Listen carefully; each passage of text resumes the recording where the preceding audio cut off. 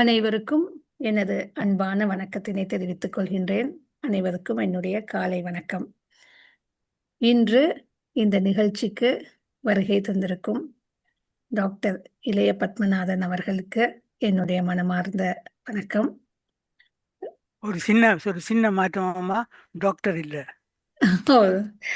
மதிப்பிற்குரிய இளைய பத்மநாதன் ஐயா அவர்களுக்கு என்னுடைய வணக்கத்தினை தெரிவித்துக் கொள்கின்றேன்.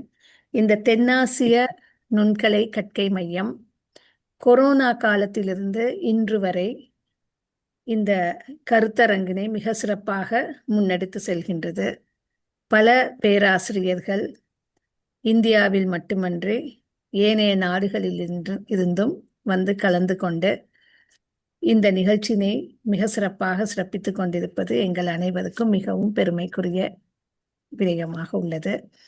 அத்துடன் எங்களுடைய அண்ணாமலை கனடா வளாகத்தில் கல்வி கற்ற அனைத்து மாணவர்களும் தங்களுடைய திறமையினையும் வெளிப்படுத்தக்கூடிய ஒரு சந்தர்ப்பமும் எங்களுக்கு அமைத்து தந்த இந்த களத்தின் மூலமாக கிடைக்க பெற்றுள்ளது. இதற்கு முதற்கண் நான் நன்றி தெரிவிக்க வேண்டியவர் எங்களுடைய மதிப்பிற்குரிய முனைவர் பாலசுந்தரம் ஐயா அவர்களுக்கு தான். சார் எங்களோட இருப்பது எங்க எல்லாருக்கும் ஒரு மிகப்பெரிய பாக்கியம், மிகப்பெரிய ஒரு வலு அப்படின்னு சொல்லலாம். அத்துடன் இந்த நிகழ்ச்சி மூலமாக தமிழ் எந்த அளவுக்கு தமிழ் மேல் ஆர்வம் உள்ளவர்களும் கலந்து கொள்ளுவதும் மற்றும் எங்களுடைய மாணவர்கள் அனைவருக்கும் இன்னும் தமிழ் அறிவு, தமிழ் மேல் ஆர்வம், ஊக்கம் அளிப்பதற்கும் இது ஒரு சிறந்த களமாக அமைந்துள்ளது என்பது நாம் யாவரும் அறிந்ததே. இந்த நிகழ்ச்சி மேன்மேலும் சிறப்பாக அமைவதற்கு எங்களுக்கு பல பேராசிரியர்கள் அனைவரும் எங்களுடன் உறுதுணையாக இருந்து இந்த நிகழ்ச்சியினை மேன்மேலும் முன்னெடுத்து சிறப்பாக கொண்டு செல்வதற்கு வழிவகுக்குமாறும் உங்கள் அனைவரையும் அன்புடன் கேட்டுக்கொள்கின்றேன். எங்களுடைய முனைவர் பாலசுந்தரம் ஐயா அவர்கள் இப்பொழுது மதிப்பிற்குரிய இளைய பத்மநாதன் ஐயா அவர்களை எங்களுக்கு அறிமுகம் செய்து வைப்பார். வணக்கம். மிக்க நன்றி டாக்டர் சூரிகலா அவர்களே. சூரிகலா அவர்கள் எங்களுடைய அண்ணாமலை கனடா வளாகத்தினுடைய பிரதான இயக்குநராக செய்யப்படுகின்றார். அது மட்டுமல்லாமல் அவர் அண்ணாமலை பல்கலைக்கழகத்திலே நடனத்துறையிலே முறையீடு பட்டம் பெற்றவர். அவர் எங்களோடு இருப்பது எங்களுக்கும் பெருமையும் மகிழ்ச்சியும். நன்றி. இன்று எங்களுடைய அரங்கு ஆரம்பமாகிறது. இந்த வழமை போலே நாங்கள் பாரதிதாசன் ஐயாவுடைய கவிதையோடு, தமிழ் உணர்வு தரும் கவிதையோடு இந்த கருத்தரங்கை தொடங்குவது எங்களுடைய வழக்கம். அந்த வகையிலே இப்பொழுது எங்கள் தமிழ் என்ற தலைப்பிலே அவர் பாடிய பாடலிலிருந்து சில வரிகளை உங்களுக்கு தருகின்றேன். தமிழ் எங்கள் உயிரென்பதாலே வெல்லும் தரமுண்டு தமிழருக்கு இப்புவிமேலே. தமிழ் எங்கள் உயிரென்பதாலே வெல்லும் தரமுண்டு தமிழருக்கு இப்புவிமேலே. தமிழெனில் எம் உயிர் பொருளாம். தமிழ் எனில் எம் உயிர் பொருளாம். தமிழுண்டோ தமிழ் மக்கள் உண்டோ இன்ப தமிழுக்கு நாளும் செய்வோம் நல்லதுண்டோ. தமிழுண்டோ தமிழ் மக்கள் உண்டோ இன்ப தமிழுக்கு நாளும் செய்வோம் நல்ல தமிழ் தொண்டோ. தமிழென்று தோள் தட்டி ஆடு நல்ல தமிழ் வெல்க வெல்க என்றே தினம் பாடு. தமிழ் எங்கள் உயிரென்பதாலே வெல்லும் தரமுண்டு தமிழருக்கு புய்மேலே என்று கூறிக்கொண்டு இன்றைய கருத்தரங்கு வருகின்றோம். எங்களுடைய அண்ணாமலை கற்கை வளாகத்திலே நாங்கள் தமிழ் சங்கத்தை அமைத்திருக்கின்றோம், முத்தமிழ் சங்கத்தை அமைத்திருக்கின்றோம். இந்த சங்கத்திலே இயலிசை நாடகம் என்ற துறை சார்ந்த கருத்தரங்குகள் இடம்பெற்று வருகின்றன. அந்த வகையிலே இன்று நாடக அடிப்படையிலே இந்த கருத்தரங்கு அமைந்திருக்கின்றது. அதற்கு நான் அறிந்த வரையில் இந்த எங்களுடைய பழந்தமிழ் நாடகம் பற்றி பேசக்கூடிய இன்று வாழ்ந்து கொண்டிருக்கின்ற ஒரு பெருமனிதனாக நான் ஏற்கனவே எனது இளம் பராயத்தில் 22ஆம் வயதிலே அறிந்த பத்தண்ணா அவர்களை நான் இப்பொழுது அழைத்து வந்திருக்கின்றேன். பத்தண்ணாவை அப்பொழுது ஆற்றலும் இளமையும் அழகும் துடிப்பும் உள்ள ஒரு இளைஞர், அழகும் துடிப்பும் என்று சொன்னே கவனித்து கொள்ள வேண்டும். துடிப்பும் உள்ள ஒரு இளைஞனாக நான் மேடையிலே பார்த்திருக்கின்றேன். அந்த நாள் முதலாக அவர் மீது எனக்கு ஈடுபாடு உண்டு. பெரியோர்களே, நான் 2 வாரங்களுக்கு முதல் இலங்கைக்கு சென்று மாவட்டபுர கந்தசாமி கோயிலுக்கு சென்றிருந்தேன். அந்த கந்தசாமி கோயிலிலே ஏற்பட்ட சமூக அடக்குமுறைகளும் போராட்டங்களும் பற்றி அறிந்திருப்பீர்கள். அவர் தயாரித்து நடித்த கந்தன் கருணை என்ற நாடகம் சாதியத்துக்கு எதிரான ஒரு நாடகம். அந்த நாடகம் இன்றும் என் கண் முன்னே இருக்கிறது. அத்தகைய நாடகத்திலே பங்கு பற்றி தயாரித்து அதை உருவாக்கி இன்றும் மக்கள் மனதிலே அந்த கந்தன் கருணை என்ற நாடகம் என்றால் அது பத்தண்ணாவும் தாசிசையும் போன்றவர்கள் தான் அந்த நாடகத்தை செய்தார்கள். அதில் பல நாடக கலைஞர்கள், நான் அறிந்த பல நாடக கலைஞர்கள் பங்கேற்பற்றி அத்தகைய நாடகத்துறையிலே இளவயதிலிருந்தே நாடகத்துறையில் ஈடுபாடு கொண்டும் அரசாங்க உத்தியோகத்திலே அவர் பல்கலைக்கழகத்திலே அவர் உத்தியோகம் பார்க்கவில்லை. ஆனால் அதற்கு மேலே ஒரு படியாக அவர் அரசாங்க திணைக்களத்திலே கடமையாற்றி எங்களுடைய நாட்டு நிலைமை காரணமாக, மொழி நிலை காரணமாக அதை விட்டு விலகி தமிழகத்திலே சென்றதும் அங்கு அவர் நாடகத்துறையை கையிலே எடுத்துக்கொண்டு வளர்ந்தார். அவர் சொல்லுகின்றார் தன்னுடைய வாழ்க்கை வரலாற்றிலே, நாடகக்கலை ஊடாக நான் அரசியலை பார்த்தேன் என்கிறார். நாடகக்கலை ஊடாக நான் அரசியலை சொல்லலாம், அரசியலுக்கு ஊடாகவே நாடகத்தை பார்த்தேன் என்றும் சொல்லலாம். 2-3 என்னை பொறுத்தளவில் சரியா.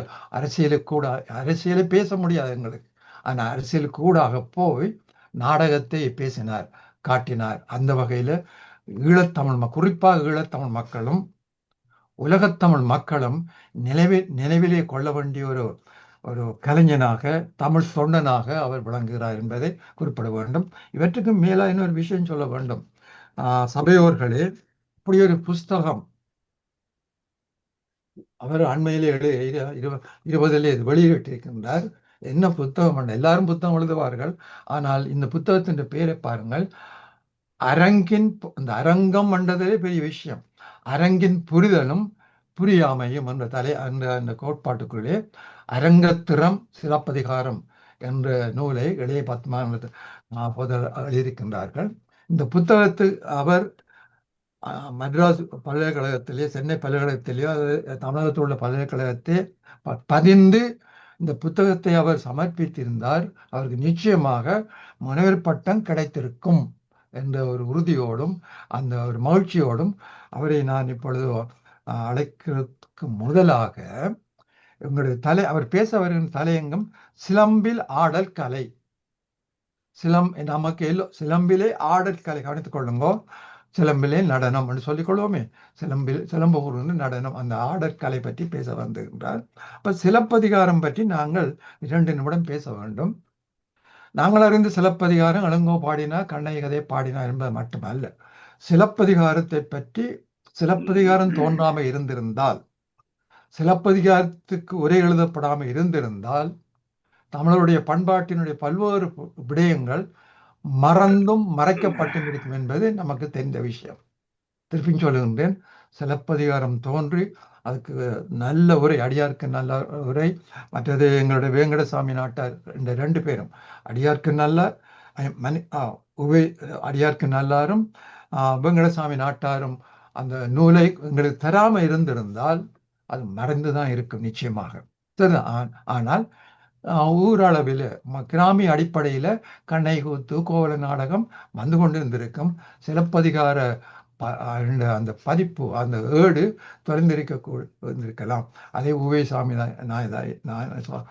சாமிநாத ஐயர் 1982 ஆண்டு, மன்னிக்கணும் 1892 ஆண்டு, 100 ஆண்டுகளுக்கு முன்னர் அதை கண்டு பிடித்து பதிப்பித்து எங்கள் தந்த அந்த சிலப்பதிகார நூலை சரிதானே. இந்த இடத்துல சொல்ல வேணும், சிலப்பதிகாரம் பற்றி ஆராய்ந்தவர்களில் நாங்கள் மாப்போசியை குறிப்பிடலாம், தேப்போமியை சொல்லலாம், சஞ்சீவ் ரெட்டியை சொல்லலாம், ஆசா ஞான சம்பந்தன். அந்த வரிசையில வைக்கலாமோ எனக்கு தெரியாது. சிலப்பதிகாரத்தை ஆராய்ந்தவர்களிலே, சிலப்பதிகாரத்தை வெறும் கதையாக இல்லாமல், கற்பு கதையாக இல்லாமல் ஆராய்ந்த, தமிழருடைய பண்பாட்டு அடிப்படையிலே ஆராய்ந்தவர் என்றால் நாம் முதலில் குறிப்பிடப்பட வேண்டியது எங்களுடைய சுவாமி விபுலானந்தர். அவர்தான் சிலம்பு பத்மநாதன் ஆடற்கலையை ஆராய்ந்தார். எங்களுடைய சுவாமி விபுலானந்தர் சிலம்பிலே இசைக்கலையை ஆராய்ந்தவர் என்பதையும் கூறிக்கொண்டு சிலப்பதிகாரம் பற்றிய ஒரு எழுச்சி வந்து இந்த தமிழிசை இயக்கம் தொடங்கியது. 30ல் தமிழிசை இயக்கம் தொடங்குறது. தமிழிசை இயக்கம் தொடங்குற அந்த காலகட்டத்திலே சிலம்பினுடைய முக்கியத்துவம் நன்கு உணரப்படுகிறது. பல்கலைக்கழக மட்டத்திலும் தமிழ் உணர்வாளர் மத்தியிலும் சிலம்பு முக்கியத்துவம் தெரிகிறது. அந்த வகையிலே அது சிலப்பதிகாரம் பற்றி பேசிய அறிஞர்களாக நீங்கள் எல்லோரும் அறிந்திருப்பீர்கள். சிலப்பதிகாரம் ஒரு முத்தமிழ் காப்பியம், குடிமக்கள் காப்பியம். குடிமக்கள் காப்பியம்தான் அது உண்மையிலே.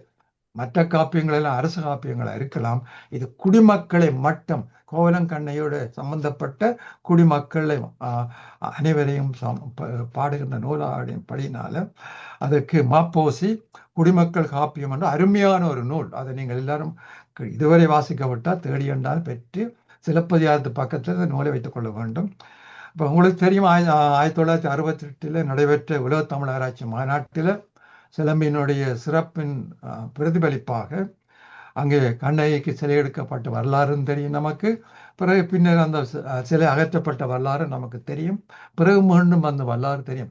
எனவே சிலை வைத்தாலும் சிலை அகற்றினாலும் மீண்டும் வைத்தாலும் என்ன புரியுது என்றால் சிலப்பதிகாரத்தினுடைய முதன்மை அங்கு வெளிப்படுகிறது. அதாவது தமிழுக்கு தடை சட்டம் வைத்தாலும் ஒன்றை நாங்கள் தடை செய்கிறோம் என்றால் அதற்கு ஒரு அர்த்தம் இருக்கும். அதிலே இப்போ கோயில்கள் சிலருக்கு மூடப்பட்டால் அதோட அர்த்தம் இருக்கும். எங்களுக்கு ஏன் மூடப்பட்டது? அதுபோல சிலப்பதிகாரத்தினுடைய முக்கியத்துவம் காலந்தோறும் ஒரு 100-150 ஆண்டுகளாக தமிழர் மத்தியிலே பேசப்பட்டு வருகின்ற நூல். அது என்னத்தை பேசுது என்றால் தமிழருடைய பூர்வீக தமிழருடைய, அதாவது கிமு 2ஆம் நூற்றாண்டுக்கு முற்பட்ட தமிழருடைய வாழ்வியல், கலை, பண்பாடு முதல அனைத்து விடயங்களையும் கூறுகின்ற ஒரு பெட்டகம்தான் எங்களுடைய சிலப்பதிகாரம். அத்தகைய சிலப்பதிகாரத்திலே 3 விஷயம் முக்கியத்துவம் பெறுகிறது. ஒன்று கற்பனை சொல்லுவோம், நாங்களே கற்பனை சொல்லுவோம். 2வது வருவது இசை. 3வது அரங்கம் அல்ல நாடகம் அல்ல கூத்து. இவை எல்லாத்தையும் சேர்த்து விட்டால் சிலப்பதிகாரம் ஒப்பியல் மாணவர் இங்கே இருக்கிறீர்கள். ஒப்பியல் அடிப்படையில் சிலப்பதிகாரத்தை நான் ஒரு தேசிய காப்பியம் என்று தான் சொல்லுவேன். அத்தகைய தேசிய காப்பியத்திலே எங்களுடைய நாடகம், எங்களுடைய இசை, எங்களுடைய பண்பாடு எவ்வாறு பதிவு செய்யப்பட்டது என்பதெல்லாம் நீங்கள் அறிந்திருப்பீர்கள். அதனுடைய நுணுக்கத்தை இன்றைய பத்தண்ணா அவர்கள், அதாவது எங்களுடைய இளைய பத்மநாதன், இலங்கையிலும் சரி தமிழகத்திலும் சரி பத்தண்ணா என்று வழங்குகின்றவர். பத்தர்ன்னு சொல்வதில்லை. பத்தர் என்றால் எங்கள் யாழ்ப்பாணத்திலே இலங்கையிலே ஒரு பொருள் உண்டு. பத்தண்ணா என்று சொல்லுகின்ற அந்த அன்புக்குரிய பெயரோடு அவர் இயங்கிக் கொண்டிருக்கிறார். பாருங்கள், எங்களோட தாத்தா போல இருக்கிறார். என்ன தாத்தா? தமிழ் தாத்தா போலவே இருக்கிறார். எங்களோட சுதந்திர புலவர் போலையும் சொல்லலாம். அது யாரை போலனா கற்பனை பண்ணிக்கொள்ளுங்க. பத்தண்ணா இவ்வாறு துடிப்போடு இருக்கிறார் என்று சொல்ல வேண்டும். அப்ப இவர் பங்கு பற்றிய நாடகங்களையும் சொல்லி போட்டு அவர் பேசவோடு நல்ல நினைக்கிறார். இவர் முதலாக நான் நினைக்கின்றேன், நான் அறிந்தது அவரை முதலாக 1970களிலே, இதில் பல பிறந்திருக்க மாட்டீர்கள், 70லே அவர் கொழும்பு சரஸ்வதி மண்டபத்திலே அந்த நாடகத்தை போட்டார்.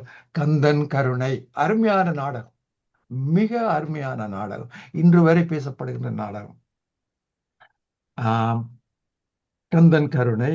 அதுக்கு அப்பால ஏகலைவன் நாடகம். கந்தன் கருணை 1970, ஏகலைவன் 78. மற்ற அது பிறகு தமிழகத்துக்கு தெரிந்தானே, தமிழகத்துக்கு நாங்கள் இந்த கோயில் கும்பிட போற இல்லை, தமிழகத்துக்கு ஏன் போகணும்னு தெரியும். தமிழகத்துக்கு போகின்றார். அங்கேயும் போய் நாடகத்தை தொடங்குகின்றார். ஒரு பயணத்தின் கதை என்று வருகிறது 90. தன்னுடைய பயணத்தின் கதை பாருங்க. நாடகத்தினூடாக அரசியல் பேசுகிறார். ஒரு பயணத்தின் கதை 90 அங்கே தமிழகத்திலே போடுகின்றார். தேனிப்போர் என்ற ஒரு நாடகம் 91 வருகிறது. இவ்வாறு இது மட்டுமே எனது துறை சார்ந்த காத்தான்கூத்து. ஐயாவுக்கு அதை தெரிந்திருக்க வேண்டும். நான் யாழ்ப்பாண பல்கலைக்கழகத்திலே காத்தான்கூத்து மேடையேற்றினான் பல முறை.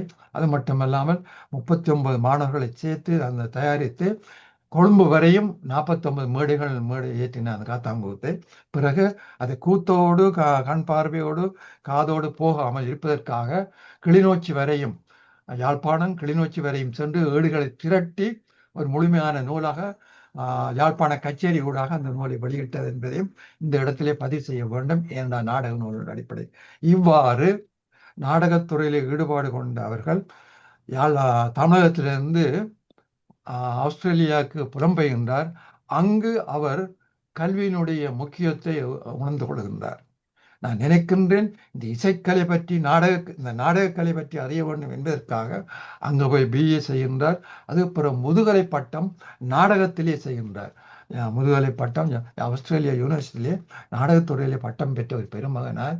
இப்பொழுதும் அதன் பிற்பாடு தான் இந்த ஒரு முனைவர் பட்டத்துக்கு உரிய தகுதி வாய்ந்த ஒரு நூலை எழுதி வெளியிட்டிருக்கிறார்.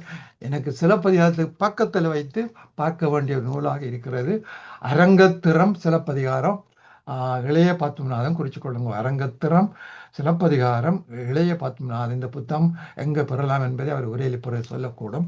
இந்த புத்தகங்களுக்கு அரிய சிலப்பதிகாரத்தை வழங்கிக் கொள்வதற்கு இது ஒரு கருவி நூல் அல்லது துணை நூல் என்று தான் நான் கொள்கின்றேன்.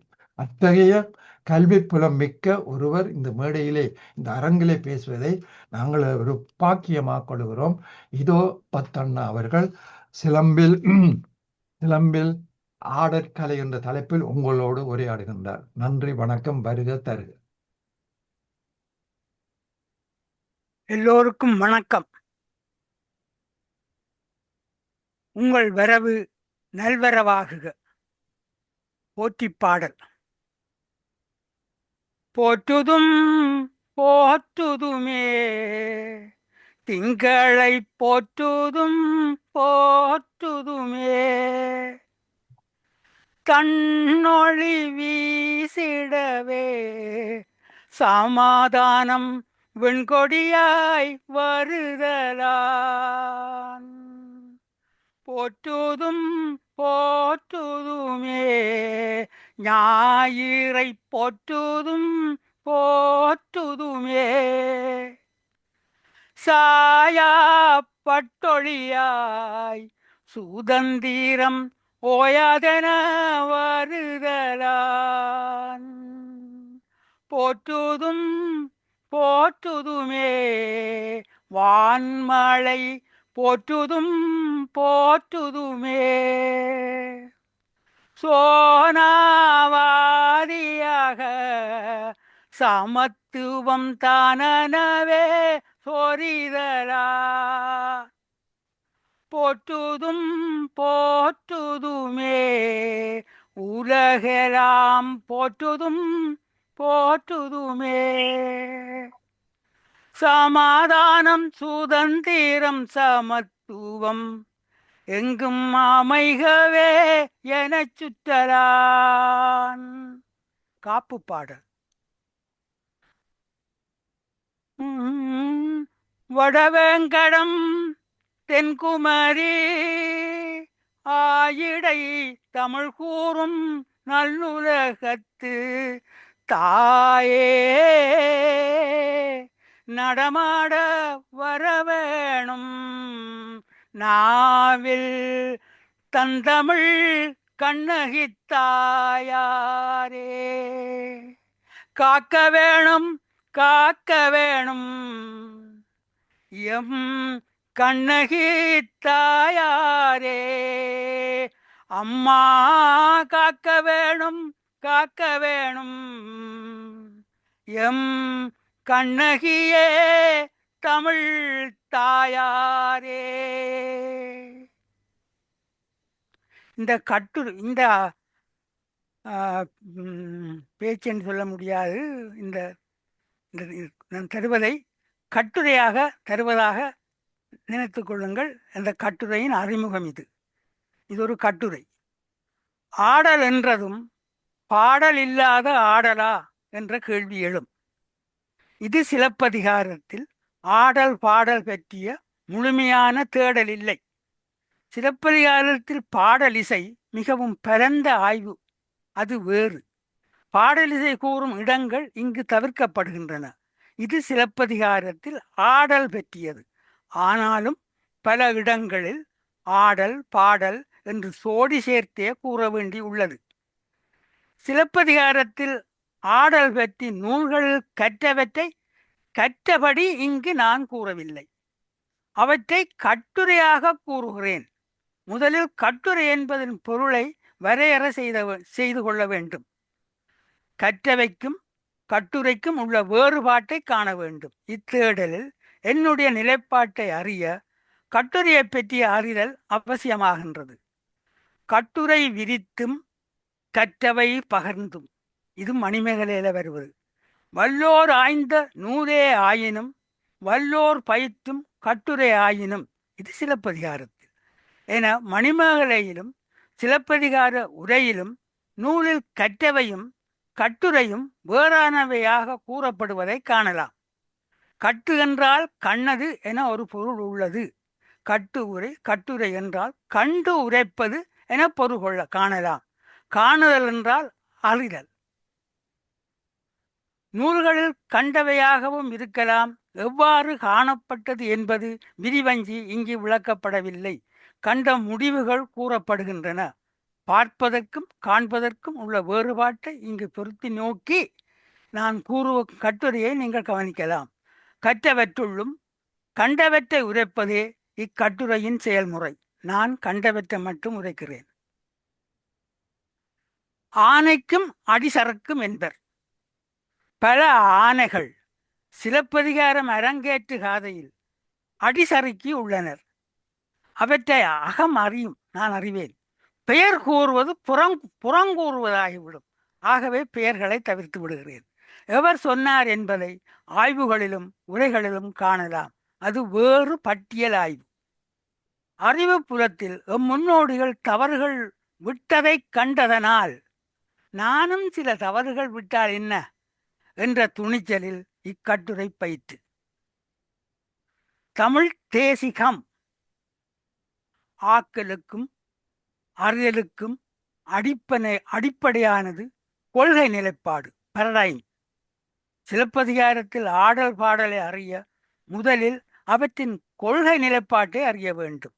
சிலப்பதிகாரத்தின் கொள்கை நிலைப்பாட்டை அறிய வேண்டும். தமிழகம், தமிழ், தமிழ் கலைகள், தேசிகம், தேசிய திரு என அந்த கொள்கை விரிவதை நீங்கள் காணலாம். தமிழகம் இமிழ் கடல் வரப்பி தமிழகம் அறிய. தமிழ் தமிழ் மொழிதறிந்த தன்மையனாகி. தமிழ் கலைகள் ஆடல் பாடல் இசையே தமிழே பண்ணே பாணி தூக்கே முடமே. இசையே தமிழே பண்ணே பாணி என்பது தமிழிசை பண்ணிசையாம். தேசிகம் தேசிகம் தேசிகம் என்றிவை ஆசின் உணர்ந்து, இவையாவும் தேசிகம். தேசிக திரு தேசிக திருவின் ஓசை கடைப்பிடித்து தேசிக திருவின் ஓசை எல்லாம் என தேசிகம் தேசிகம் என்று சொல்வதை நீங்கள் இங்கு கவனிக்க வேண்டும். திரு என்பது மேன்மையை குறிக்கும் சொல். அடுத்தடுத்து 2 அடிகளில் தேசிய திரு கூறப்படுகிறது. தேசிகத்தின் மேன்மை வலியுறுத்தப்படுகிறது. இந்த இடத்தில் நாம் தேசியமும் தேசிகமும் என்ற இரு சொற்களின் வேறுபாட்டை கவனிக்க வேண்டும். ஒரு ஆட்சிக்கு உட்பட்ட நிலம் தேசம். தேசம் தேசிய கோட்பாட்டை குறிக்கும் ஓர் அரசியல் சொல். தேசிகம் ஆட்சிய எல்லைக்கு கட்டுப்படாதது. மொழி பரவலுக்கு ஏற்ப தேசிகம் அடையாளப்படும். தேசிகம் கலைகளை அடையாளப்படுத்தும் சொல். தமிழ் கலைகளை அடையாளப்படுத்தும் சொல் தமிழ் தேசிகம். சங்க புலவர்களின் தமிழ் தேசிகம் பற்றியது வேறு ஆய்வு, அது பின்பு செய்யலாம். சிலப்பதிகாரத்தில் ஆடல் பாடல் இசை யாவும் தமிழ் தேசிகம். மாதவி ஆடியது தமிழ் தேசிக கூத்து. உரைகளில் தேசியத்துடன் மார்க்கத்தையும் இணைத்து கூறுவர். மார்க்கம் இங்கு பொருந்தாது. மார்க்கம் வேறு, அது வேறு ஆய்வு. மேலும் மார்க்கம் என்ற சொல் சிலப்பதிகாரத்தில் இல்லை, உரைகளில் தான் உண்டு. சிலப்பதிகாரம் கூறும் பண்பாட்டு அடித்தளத்தில் ஆடல் பாடல் என்ற கட்டுமானம் எழுப்பப்படுகிறது. ஆகவே முதலில் அடித்தளத்தை காணலாம். நாடக காப்பியம். சிலப்பதிகாரம் ஒரு நாடக காப்பியம். சிலப்பதிகாரத்தில் ஆடல் பாடல் விதவி வருவதால் மட்டும் அது ஒரு நாடக காப்பியம் அல்ல. ஒரு கலைமகளும் ஒரு கலை பித்தனும் கருப்பொருளாக கூறப்படுவதாலும் அல்ல.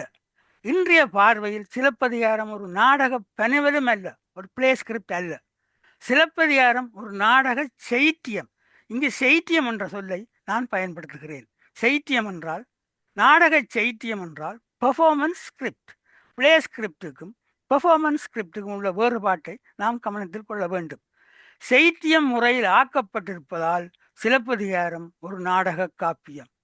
செய்த்தியம் என்றால் செயல்முறை இயம்புதல், அதை ஆட்டப்பிரகாரம் என மலையாளத்தில் கூறுவர். செய்த்தியனார் செய்த செய்த்தியம் மறைந்த நாடக தமிழ் இலக்கண நூல்களில் ஒன்று. செய்த்தியம் என்ற சொல் நாடக எழுத்து முறைகள் ஒன்றாக இங்கு எடுத்தாளப்படுகிறது. நாடக செய்த்தியம் எழுதும் முறை விரிந்த ஆய்வு, விரிவஞ்சி இங்கு அது மேற்கொள்ளப்படவில்லை. சிலப்பதிகாரத்தில் உள்ள நாடக உத்திகளை ஆய்வு செய்ய வேண்டும். தொல்கிரேக்க நாடகங்களை ஆதாரமாக கொண்டு அரிஸ்டோட்டில் கிரேக்க நாடக இலக்கணம் பொயட்டிக்ஸ் கண்டது போல் சிலப்பதிகார நாடக காப்பியத்தை ஆதாரமாக கொண்டு தமிழ் நாடக இலக்கணம் எழுதப்பட வேண்டும்.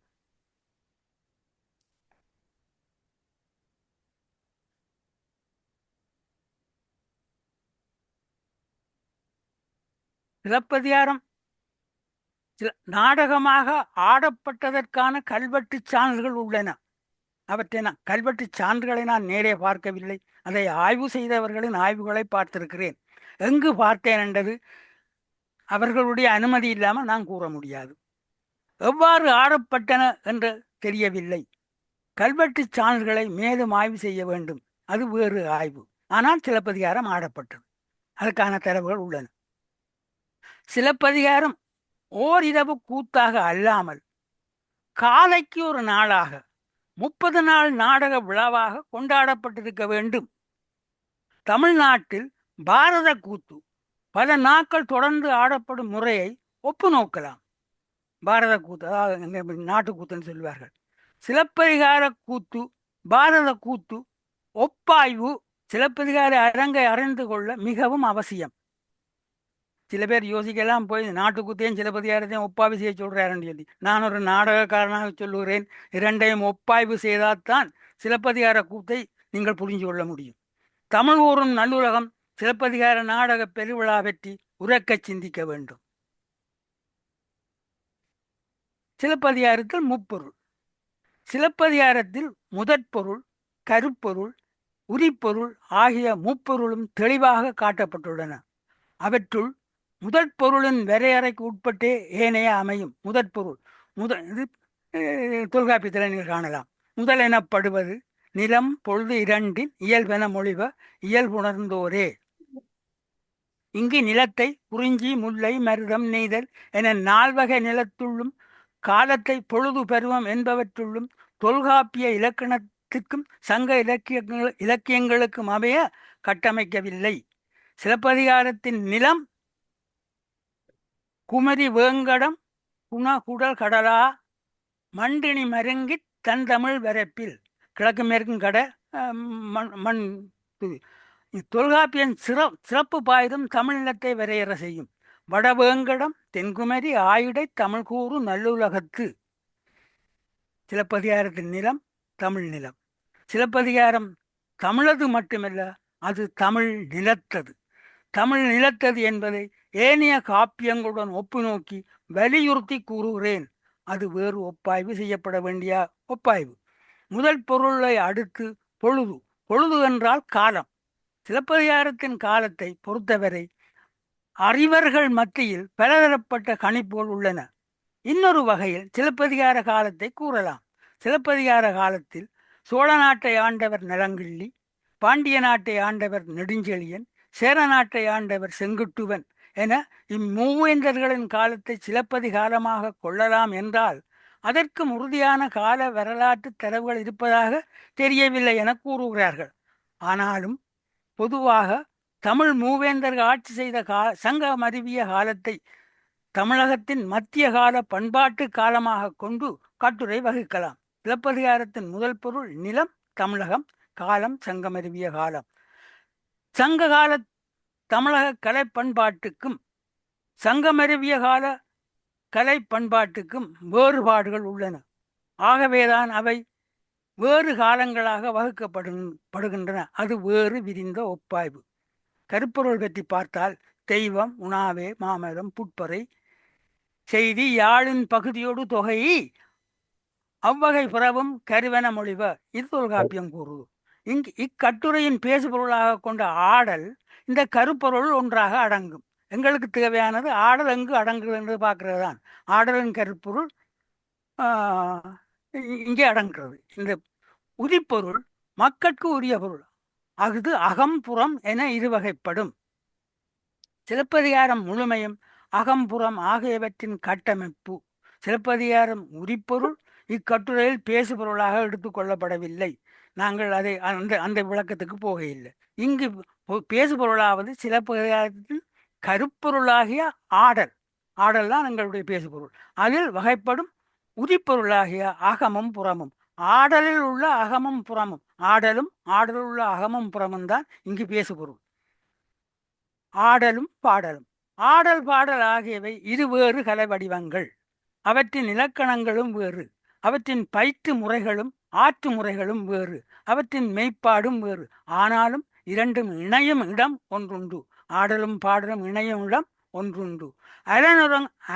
அலநரங்கத் தொகை கூறும் கூவியாடல் கூத்தெனப் பெறுமே. கூவி என்றால் இசையோசை செய்து என்று பொருள்படும். ஆடலும் பாடலும் இணையும் போது கூத்து நிகழ்கிறது. கூத்து பற்றிய ஒவ்வொரு சொல்லும் கலை சொற்கள். அவற்றின் பொருளையும் அவை எவ்வாறு தமிழகமெங்கும் பரந்துள்ளன என்பதையும் காண வேண்டும்.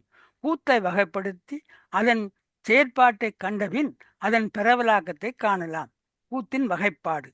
இருவகை கூத்தின் இலக்கணம் அறிந்து பலவகை கூத்தும் விளக்கினில் புணர்த்து 11 ஆடலும் பாட்டும் கொட்டும் விதிமான் கொள்கையில் விளங்க அறிந்தாங்கு என சிலப்பதிகாரம் கூறும். இருவகை கூத்து, பலவகை கூத்து, 11 ஆடல் என சிலப்பதிகாரத்தில் கூத்து வகைப்படுவதை காணலாம்.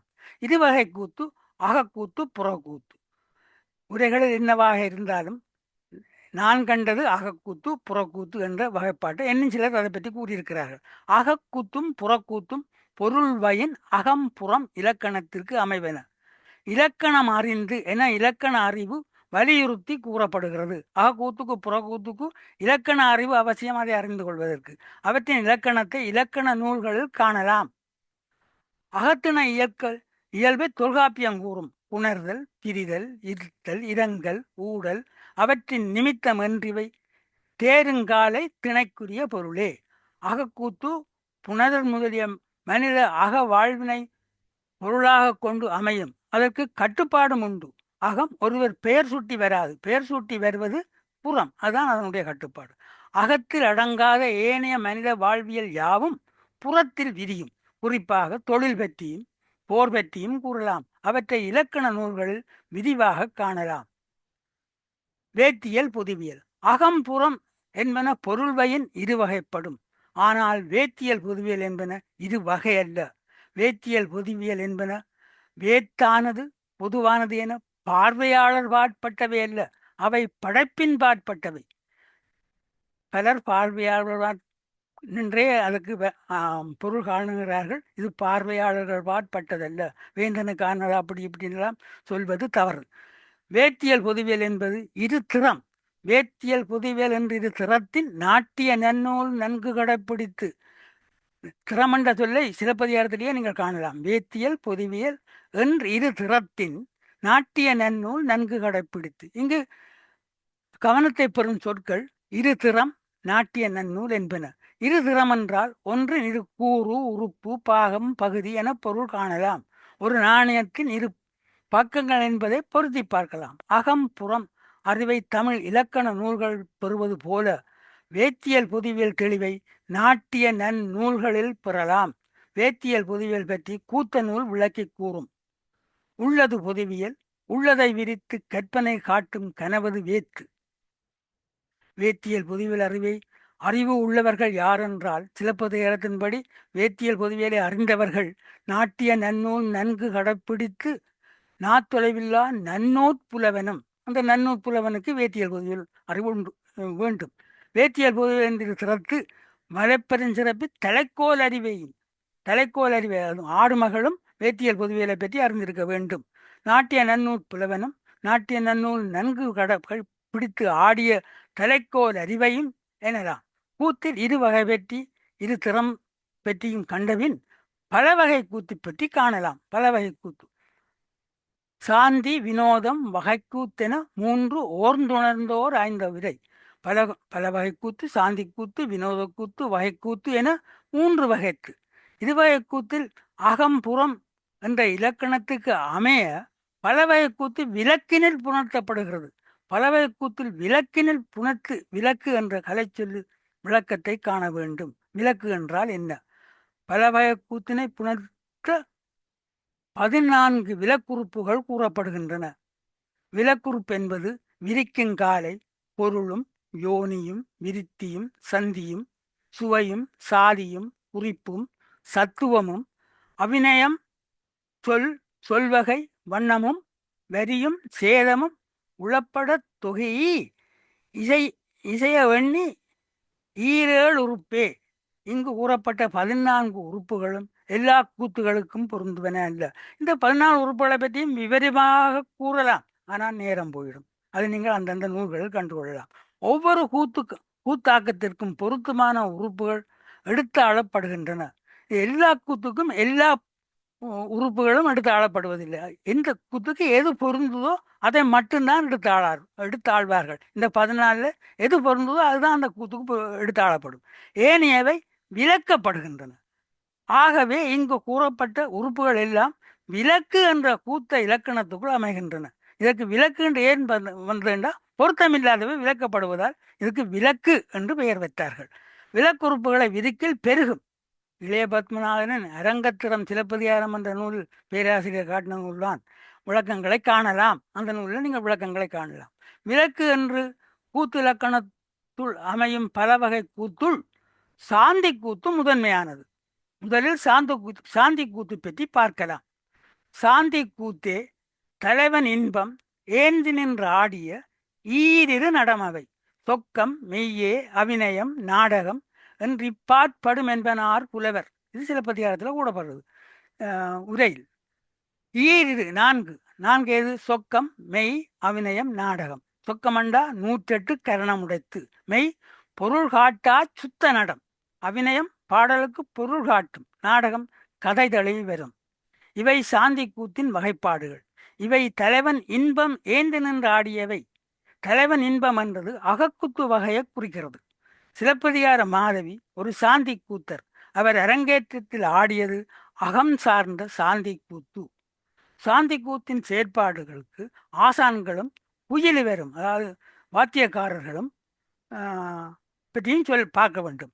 நாத்தொலைவில்லா நன்னூற் புலவனும் ஆடற்கமைந்த ஆசான் தன்னோடும் அசையாமதபின் இசையோன் தானும் தன்னுமை அருந்தொழில் முதல்வனும் மொழிவின்றிசைக்கும் குழலோன் தானும் பொலிய கூத்த யாழ்ப்புலமையோனுடன். ஆசான்கள் பற்றி இங்கே கூறப்பட்ட ஆசான்கள் பற்றி விளக்கமாக அரங்கேற்று காதையில் விரிவாக காணலாம். அவர்கள் கூடிய குயிலுவக் கருவிகள் எல்லாம் குழல் வழி நின்றது யாழே, யாழ்வழி தன்னுமை நின்றது தகவே, தன்னுமை பின்வழி நின்றது முழவே, முழவோடு கூடி நின்று செத்தது ஆமன் திரிகை. குயிலுவக் கருவிகளில் முழவு கூறப்பட்டிருந்தாலும் முழவு இயக்குவோன் பற்றி விளக்கப்படவில்லை. சரி வந்துட்டு கேட்டு கொண்டிருக்கிறேன். ஐயா, யார குழப்புற மாதிரி இருக்கு, பேசவா? நீங்க தொடர்ந்து பேசுங்க. மற்றாக்கள் அவங்களுடைய வழி வாங்கியே மூடி வைத்துக் கொள்ளுங்கள். யாரோ பேசின மாதிரி இருந்தது. ஆமாம். குயிலுவக் கருவிகளில் முழவு கூறப்பட்டிருந்தாலும் முழவை இயக்குவோன் பற்றி விளக்கப்படவில்லை. தன்னுமை பற்றியவற்றை முழவுக்கு மேற்றி காணலாம். இந்த ஆமந்திரிகை என்ற சொல்லை நாம் விளங்கிக் கொள்ள வேண்டும். கூடி நின்று ஆமந்திரிகை. ஆமந்திரிகை என்பதன் பொருள் கருவி கூட்டிசை, ஆர்கெஸ்ட்ரா. ஆர்கெஸ்ட்ராவுக்கு தமிழ் சொல்லு ஆமந்திரிகை. கூத்தின் கூறுகள்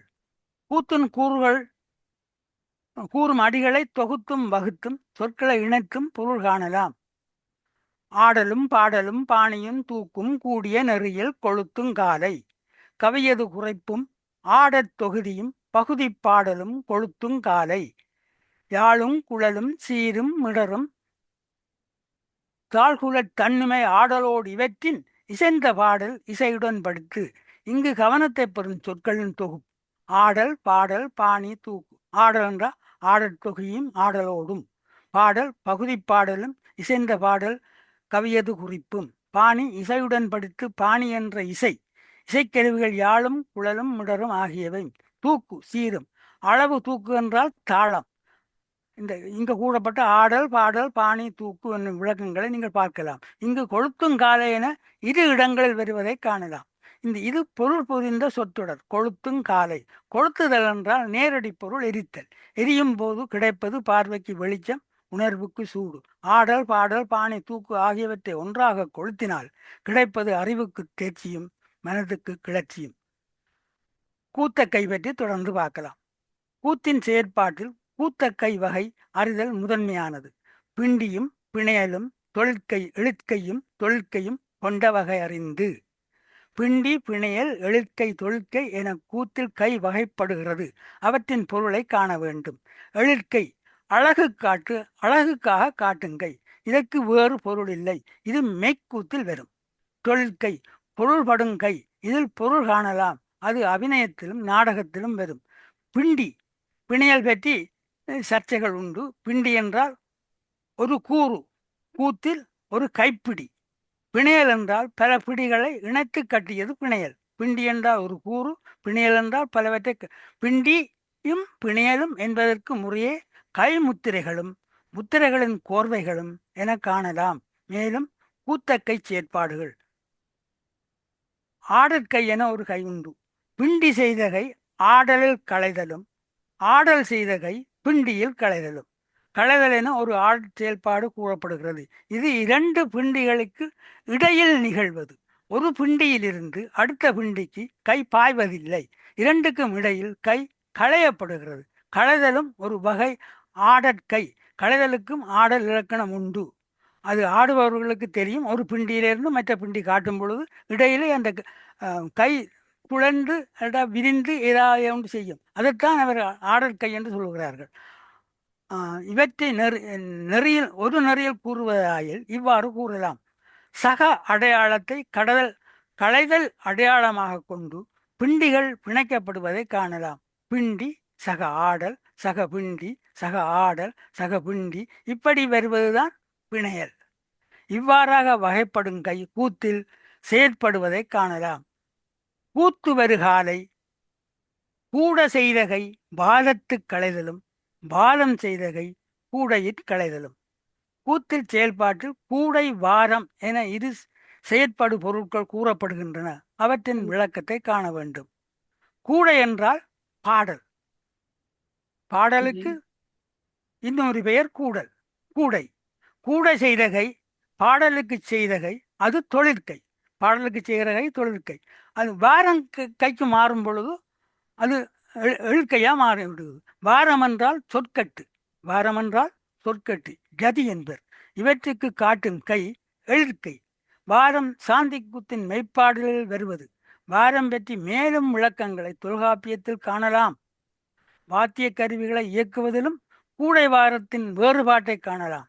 தன்னுமை பற்றி கூறும் பொழுது கூடை நிலத்தை குறைவின்றி மிகத்தாங்கு, வார நிலத்தை வாங்கிய வாரத்தை யாழும் குழலும் ஏங்கிய மலரும் இசைவன கேட்ப இவெல்லாம் தெரியும்படி தன்னுமை வாசிக்கப்படுகிறது. குழல் வாசிப்பதிலும் வாரம் கூடை வாரத்துக்கான வித்தியாசங்களை காணலாம். வார நிலத்தை கேடின்றி வளர்த்தாங்கு ஈரனத்து எழுத்தெழுத்தாக வலிவின்றி இறைக்கும் குழலோன் தானும். இவ்வாறான வாத்தியங்கள் எல்லாம் வாசிக்கும் பொழுது சாந்தி கூத்து நிகழ்கிறது. இப்போ சாந்தி கூத்தின் நிகழ்வை நாங்கள் பார்க்கலாம். சாந்தி கூத்தை மாதவியின் அரங்கேற்றத்தில் காணலாம். அரங்கேற்றத்தை கண்முன் காணும் முன் சில கலை சொற்களை விளங்கி கொள்ள வேண்டும்.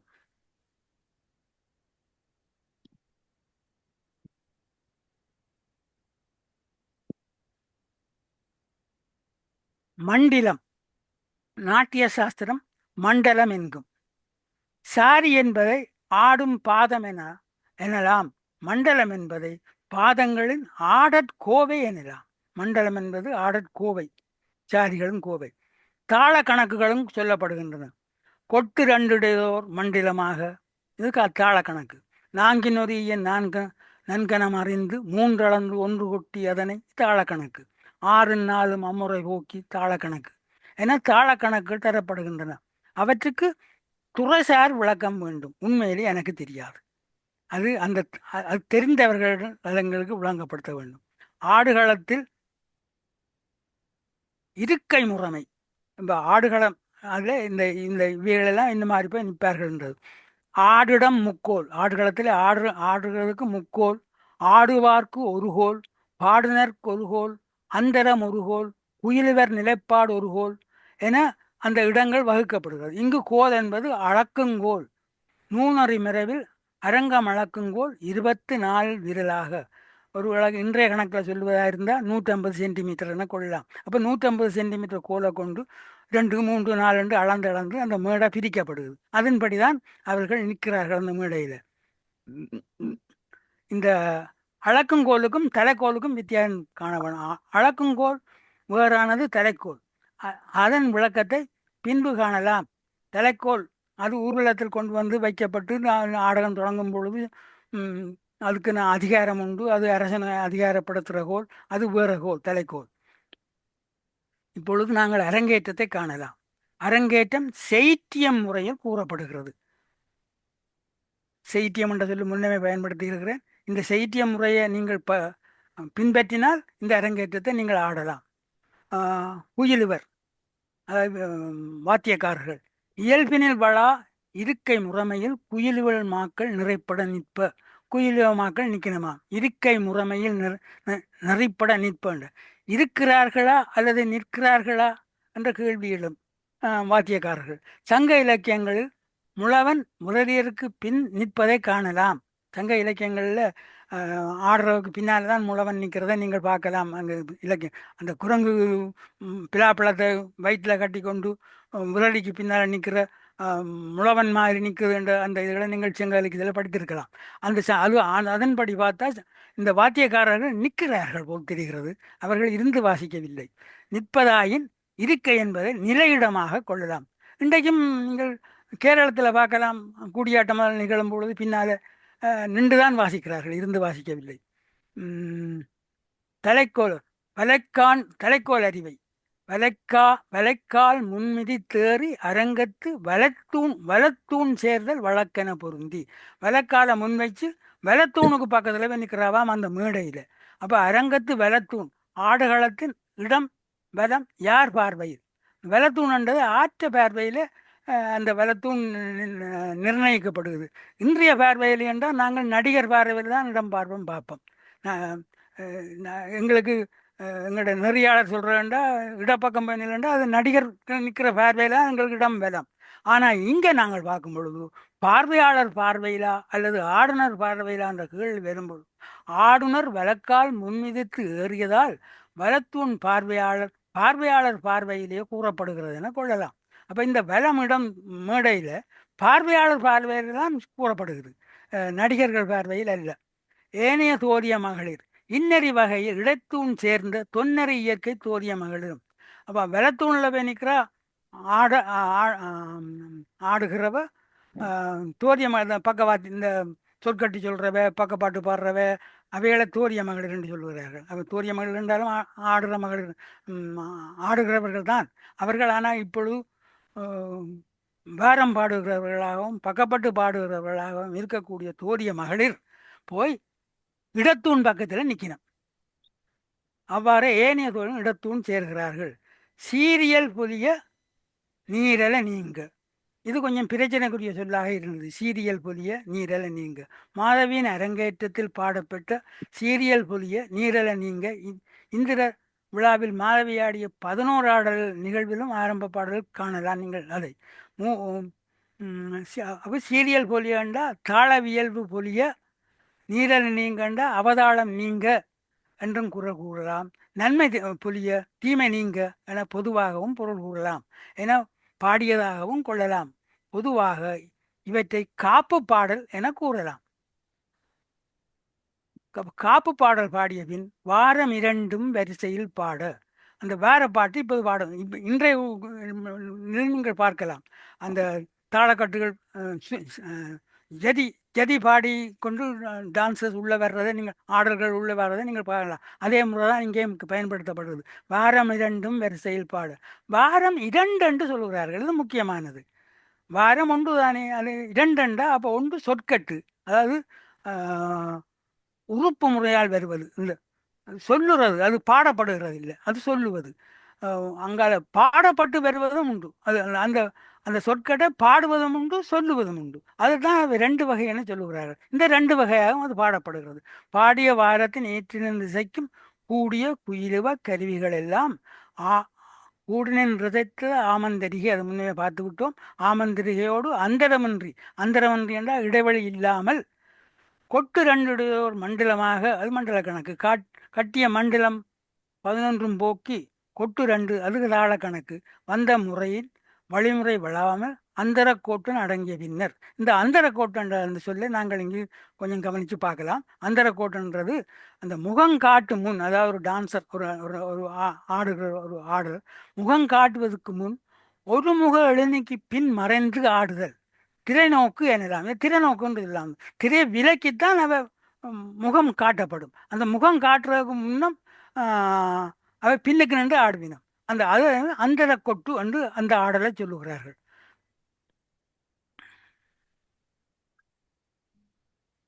பாட்படன்ற மீத்திரம் படாமை வக்கானம் வகுத்து பாட்பட நின்ற பாலை பண்மேல். மீத்திரப்படாமை, அளவு கெடாதபடி ஆழத்தியில் பாலைப்பண் ஆய்வுகள் இந்த பண் வகையில் உண்டு. அதுதான் இங்கே பயன்படுத்துகிற இசை. பிறகு தாள கணக்கு தான் சொல்லப்படுகிறது. 4 நொறிய நன்கணமறிந்து 3 அளந்து 1 கொட்டி அதனை 5 மண்ணில். இது கொஞ்சம் இந்த இடத்துல கொஞ்சம் கவனிக்க வேணும். நான் தவறாயும் இருக்கலாம், ஆனால் நூல்களில் இப்படித்தான் சொல்லப்பட்டிருக்குது. 5 மண்டலத்தால் கூடை போக்கி என்று நீங்கள் கவனித்து பார்க்கலாம். 5 மண்டலத்தால் கூடை போக்கி. இது 5 என்றதான் கேள்வி. 5 என்பது 7 எழுதியோர் தவறாக இருக்கலாம்.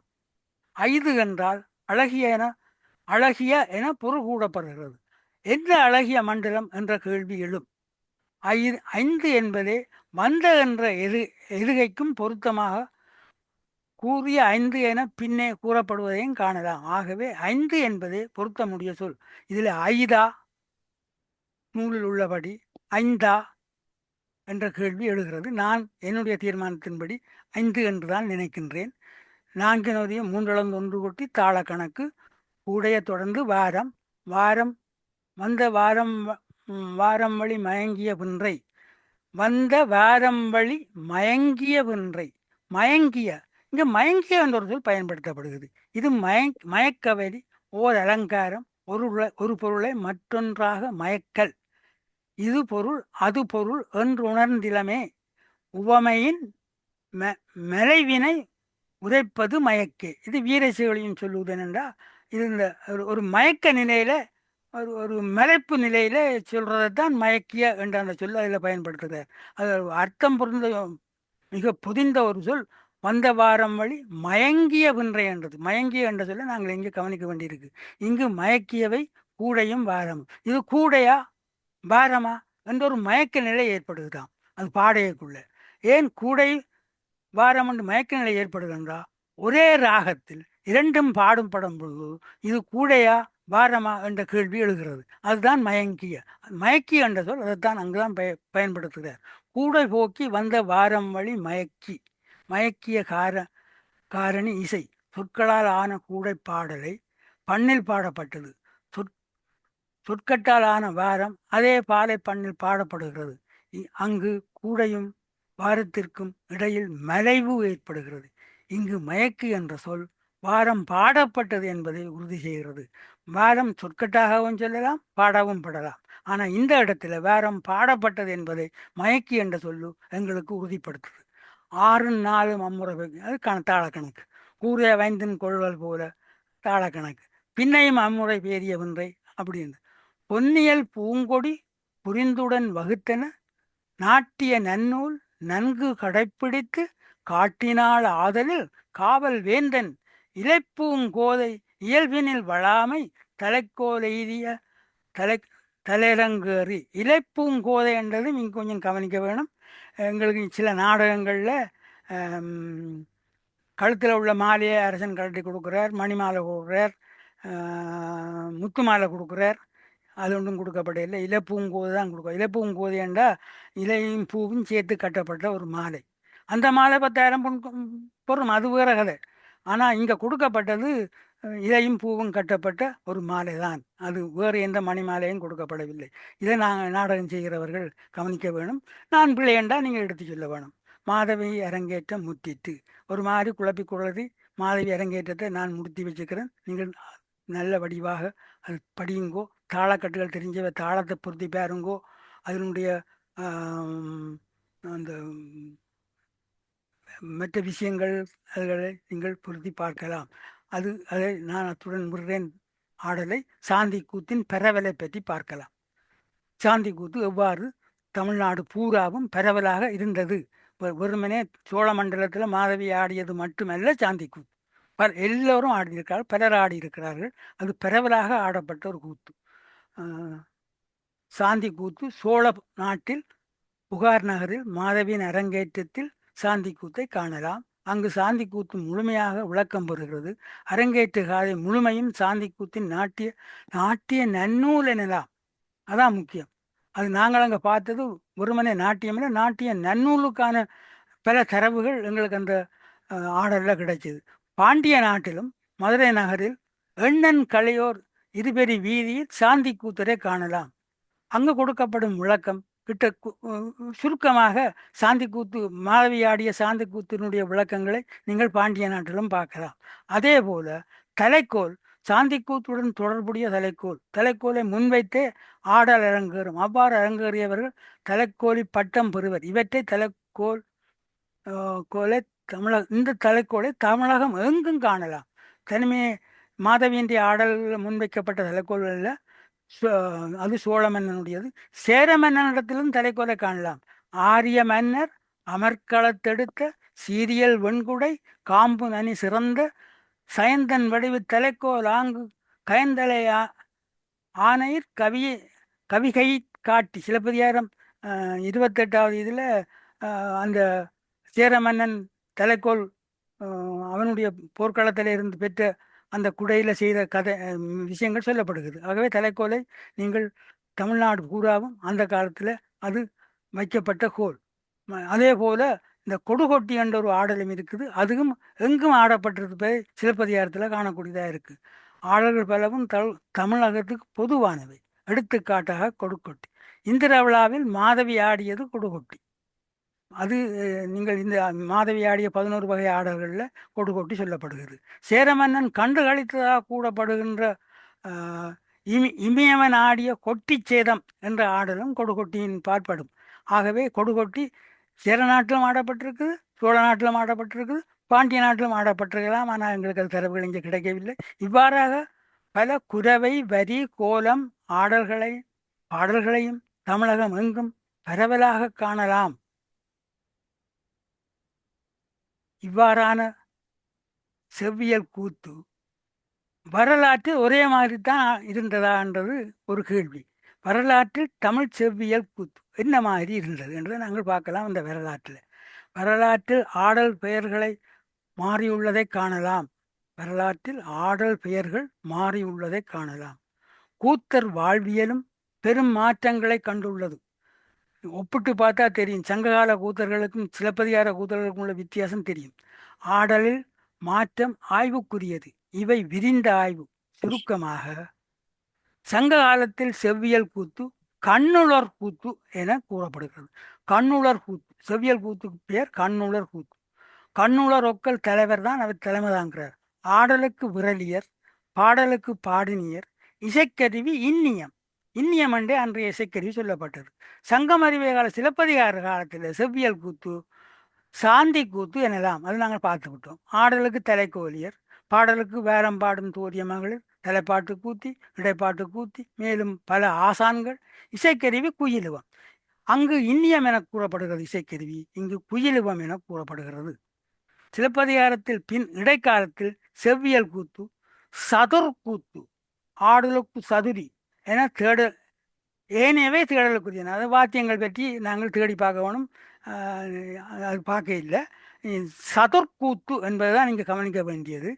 கவனிக்க வேண்டிய இரு சொற்கள் சதுர், சதிர். சதுர் முழுமையான செவ்வியல் ஆடல், சதிர் சதிக்கு ஆடுவது, ஆடலின் ஒரு பகுதி. ஆடுபவர்களை சதிரி என அழைப்பதில்லை, சதுரி. சதுரி பற்றி கல்வெட்டுகள் உள்ளன. அந்த கல்வெட்டு நான் நேரே பார்க்கவில்லை, ஆனால் அதன் பதிவுகளை பார்த்திருக்கிறேன். சதுரி என எழுதப்பட்டிருக்கிறது.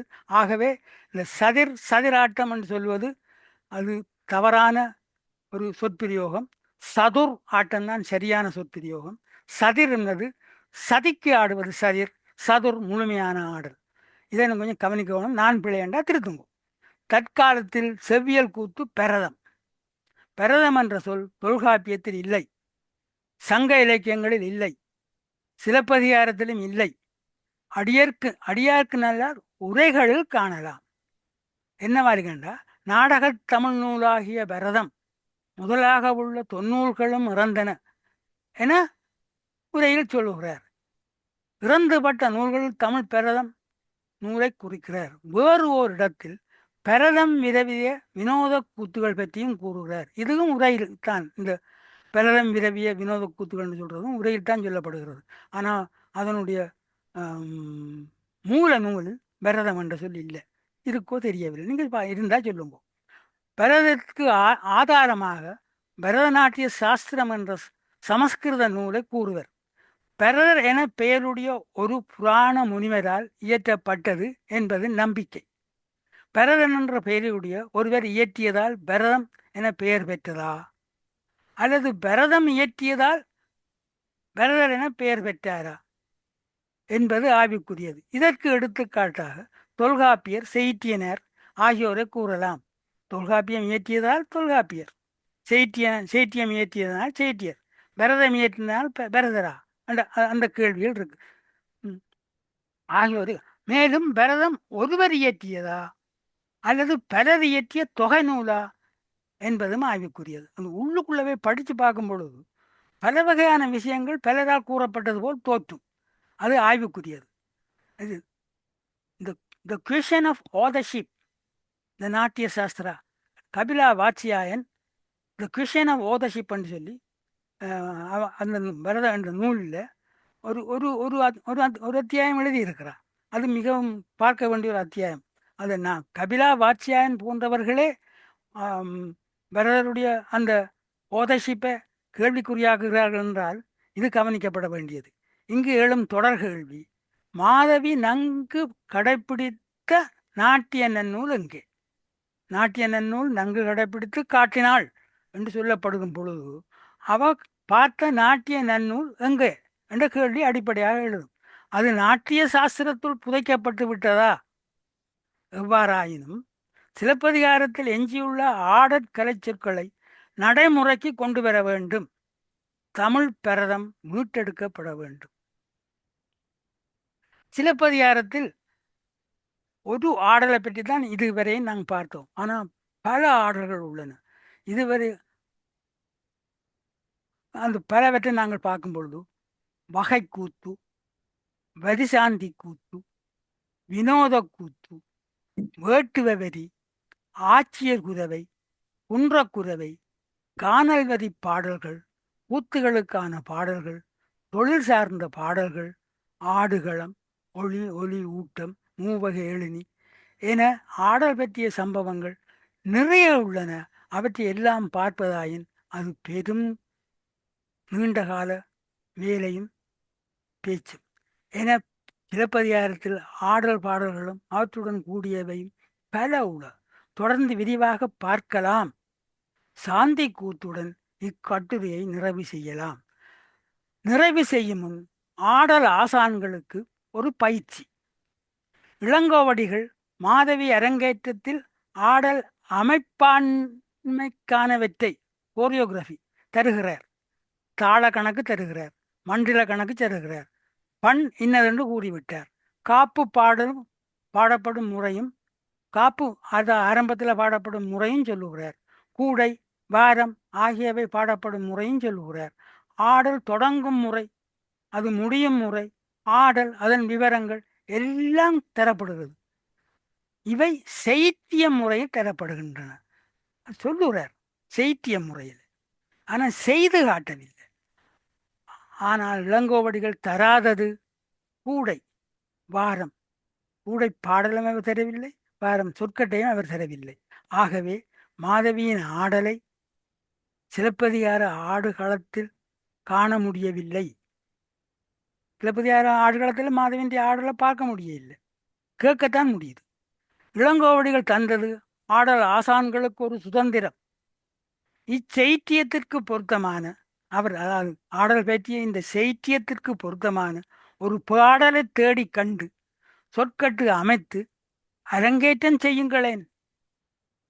சிலப்பதிகார நாடக செய்தியம் அரங்காக்கத்திற்கு மாதவியின் சிலப்பதிகார நாடக செய்தியம் அரங்காக்கத்திற்கு மாதவியின் அரங்கேற்ற செய்தியம் அரங்காக்கம் ஒரு முன்மாதிரியாக அமையலாம். இப்படி ஒரு ஆடலை நீங்கள் அமைத்தால் முழு சிலப்பதிகாரத்தையும் ஆடலாக அமைக்கிறதுக்கான ஒரு வாய்ப்பை, ஒரு ஒரு ஒரு ஒரு வழிகாட்டலை அது செய்து தரும் என நம்பலாம். விட்ட குறை தொட்ட குறை இதான் முக்கியம். இந்த இதில் நான் சொல்லாமல் விட்ட விஷயங்கள் என்ன? ஏடெழுதியோர் தவறுகளும் உரை கூறியோர் பிழைகளும் விவரமாக கூறவில்லை. முடிவுகள் எவ்வாறு காணப்பட்டன, நான் இந்த முடிவுகளுக்கு எப்படி வந்தேன் என்ற விளக்கம் இல்லை. சிலப்பதிகாரத்தில் பாடலிசை பற்றி எதுவும் சொல்ல இல்லை. தாளங்களின் விளக்கம் எனக்கு தெரியாது. வாரம் இதுவகை விளக்கம் அது மேலும் தொல்காப்பியத்தில் படிக்க வேண்டும். மார்க்கம் பற்றிய ஆய்வு வேண்டும். ஏனென்றால் மார்க்கம் இங்கே இல்லை. பலர் கூறுகிறார்கள், இந்த ஆடல் ஆசிரியர்கள் எல்லாம் மார்க்கத்தையும் சேர்த்து விடுகிறார்கள் மாதவியோட. மாதவிக்கும் மார்க்கத்துக்கும் தொடர்பில்லை. சங்கமருவிய கால கலைப்பண்பாடு ஒப்பாய்வு. சங்க காலத்துக்கும் சங்கமருவிய காலத்துக்கும் கலைப்பண்பாட்டில் வேறுபாடு உண்டு. அதுக்கான ஒப்பாய்வு வேண்டும். சங்க புலவர்களும் தமிழ் தேசிகம், தமிழ் தேசிகத்தை நான் சிலப்பதிகாரத்தில் கண்டேன். சங்க புலவர்களிலும் நான் தமிழ் தேசிகம் இருக்கோ என்றதை காண வேணும். தமிழ் இலக்கியங்கள், தமிழ் நிலம் ஒப்பாய்வு, இது மிக முக்கியம். தமிழ் இலக்கியங்களில் தமிழ் நிலம் எவ்வாறு கூறப்பட்டது? சிலப்பதிகாரத்தில் தமிழ் நிலம் கூறப்பட்டிருக்கிற மாதிரி ஏனைய இலக்கியங்களும் கூறப்பட்டிருக்கிறதா?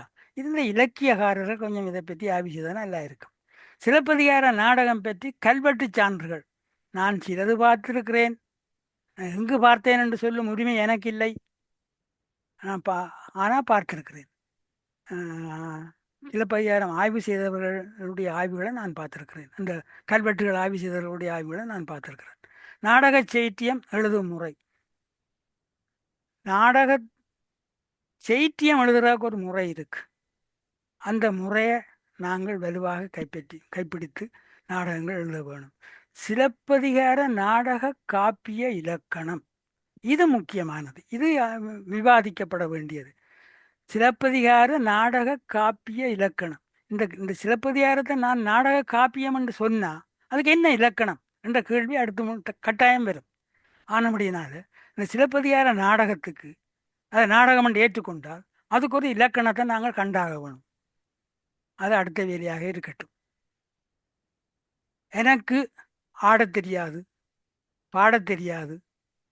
ஆடல் பாடல் பற்றி கேட்க தெரியும். உங்களிடமும் கேள்விகள் இருந்தா கேளுங்கோ. பாட்டை படித்தறியே பாடுவகை நானறியே ஏட்டின் எழுத்தறியே எழுதுவகை நானறியே வித்துவ கவிஞனல்ல வித்தைகள் கற்றோனல்ல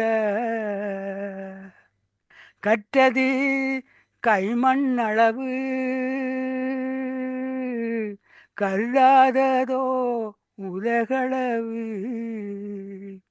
குற்றம் குறைகள் இருந்தால் முற்றும் எடுத்துச் சொல்வீர். நன்றே கண்டு நயந்தால் சென்று சொல்வீர் சிறப்புகளை. நன்றி சொன்னேன் அவையோரே, நன்றிகள் பல கோடி சொன்னேன். எல்லோருக்கும் நன்றி, நன்றி, நன்றி. தென்னாசிய நுண்கலை கற்கை மையம், அண்ணாமலை, கனடா முத்தமிழ்ச் சங்க தலைவர் பேராசிரியர் பாலசுந்தரம் அவர்களுக்கு மிக்க நன்றி. நன்றி. இத்துடன் முடிக்கிறேன். மிக்க மகிழ்ச்சி ஐயா. 55 நிமிடங்கள் பேசியிருக்கிறீர்கள். ஓ, பேசினீர்கள் என்று சொல்வதும் விட நிரம்ப எங்களுடைய மாணவர்களுக்கும் அறிஞர்களுக்கும் கேள்வி கணைகள் கொடுத்திருக்கிறீர்கள். அதாவது சிலப்பதிகாரத்தை முழுமையாக ஆராய்வது என்பது எவராலும் முடியாத காரியம் என்று நாங்கள் புரிந்து கொண்டால்தான் சிலப்பதிகாரத்தை படிக்கலாம். அந்த வகையில் நாங்கள் சிலப்பதிகாரத்தில் நாடகம் என்று பார்க்கின்ற பொழுதோ, நாடகம் என்றால் என்ன? நாடக கூத்து, கூத்து, இந்த கூத்து, நாடகம், நடனம் என்ற சொல் இருக்கிறது. அந்த அதை விளங்கிக் கொள்ள வேண்டும். கூத்து தான் பழையது, நடனம், நாடகம் என்ற சொற்கள் எல்லாம் வருகின்றன. இவற்றை எல்லாம் எங்களுக்கு அதாவது இந்த சிலப்பதிகாரம் பற்றி ஆராய விரும்புகிறவர்கள், அல்லது தமிழ் நாடகக்கலை பற்றி ஆராய விரும்புபவர்கள், அல்லது தமிழ் நாட்டியம் என்று சொல்லும் பொழுது நடனம் வந்துவிடும் பற்றி ஆராய முற்படுபவர்களுக்கு பல்வேறு கேள்விகளை இந்த கட்டுரையிலே ஆசிரியர் தந்திருக்கின்றார்கள். பல கேள்விகள். இலக்கியகாரருக்கும் கேள்வி வந்திருக்கின்றார். என்ன? இலக்கியகாரருக்கும் நிரம்ப கேள்விகள் தந்திருக்கிறார். என்ன கடைசியாக கேட்ட கேள்வி, சிலப்பதிகார நாடக காப்பியம் என்றால் நாடக காப்பியத்திற்குரிய இலக்கணம் எங்கே இருக்கிறது என்ற கேள்வி இருக்கிறது. எனவே பல்வேறுபட்ட கேள்விகளை எங்களுடைய மனதிலே, சிந்தனையிலே ஏற்படுத்தி தந்த இந்த உரையை நான் மிகவும் சிறப்பாக பார்க்கிறேன். இது ஒரு ஆய்வுரையாக மட்டுமல்ல, ஆய்வுரைக்குரிய கேள்விகளையும் புலங்களையும் தொட்டு காட்டுகின்ற உரையாகத்தான் எனக்கு இருக்கிறத பார்த்தேன். அவர் இந்த தேசிகம், மார்க்கம் என்ற சொற்களுக்கு இங்கே நடன ஆசிரியர் எங்களுடைய முனைவர் சூரியகலா அவர்கள் இருக்கிறார்கள். அவர்களால் இதை பற்றி நாம் பேச வேண்டும். அவர் இந்த உரையை கேட்ட பொழுது எங்களுடைய நடன ஆசிரியை அவர்களுக்கு பல கேள்விகள் ஏற்பட்டிருக்கலாம். எனவே அவர்கள் கேட்பார்கள் நினைக்கின்றேன். மற்றது சிலப்பதிகாரம் ஆடப்பட்டு வந்தது என்ற கருத்தை சொன்னார்கள். உண்மையில கோவலன் கூத்தோ, கண்ணகி கூத்தோ, சிலப்பதிகார நாடகம் என்றெல்லாம் தமிழகத்திலும் ஈழத்திலும் இன்னும் வரையும் கூத்து நடைபெற்று கொண்டே வருகின்றது. எனவே இதை பார்த்துத்தான் இளங்கோவடிகள் அதை எடுத்து ஒரு கருவியாக எடுத்து தான் சொல்ல வந்த விடயங்களை சொன்னாரோ தெரியவில்லை என்றதை நாங்கள் பார்க்க வேண்டும். மற்ற சிலப்பதிகார கதை இவர் சொல்லுகின்றார், தமிழகத்திலே தொடர்ச்சியாக 30 நாள் ஆடப்பட்டிருக்கின்றது. இந்த பாரதம் இருக்கல்லவா, பாரதம், ராமாயணம் கதைகளும் அப்படித்தான். 14ஆம் போர் வரையும் 14 நாட்கள் ஆடுவார்கள் இல்லையா? நீண்ட நாட்களாக தொடர்ச்சியாக ஆடுகின்ற மரபொன்று ஆனபடியத்தான் சிலப்பதிகாரம் நெஞ்சை எள்ளும் காப்பியம் என்ற பேர் வந்தது. இளங்கோ பாடிய பிற்பாடு அந்த காப்பியம் மக்களை கவருகின்ற முறையிலே அவர் பாடினபடியாத்தான் அவ்வாறு அவர் நெஞ்சை எள்ளும் சிலப்பதிகாரம் பாடினார்.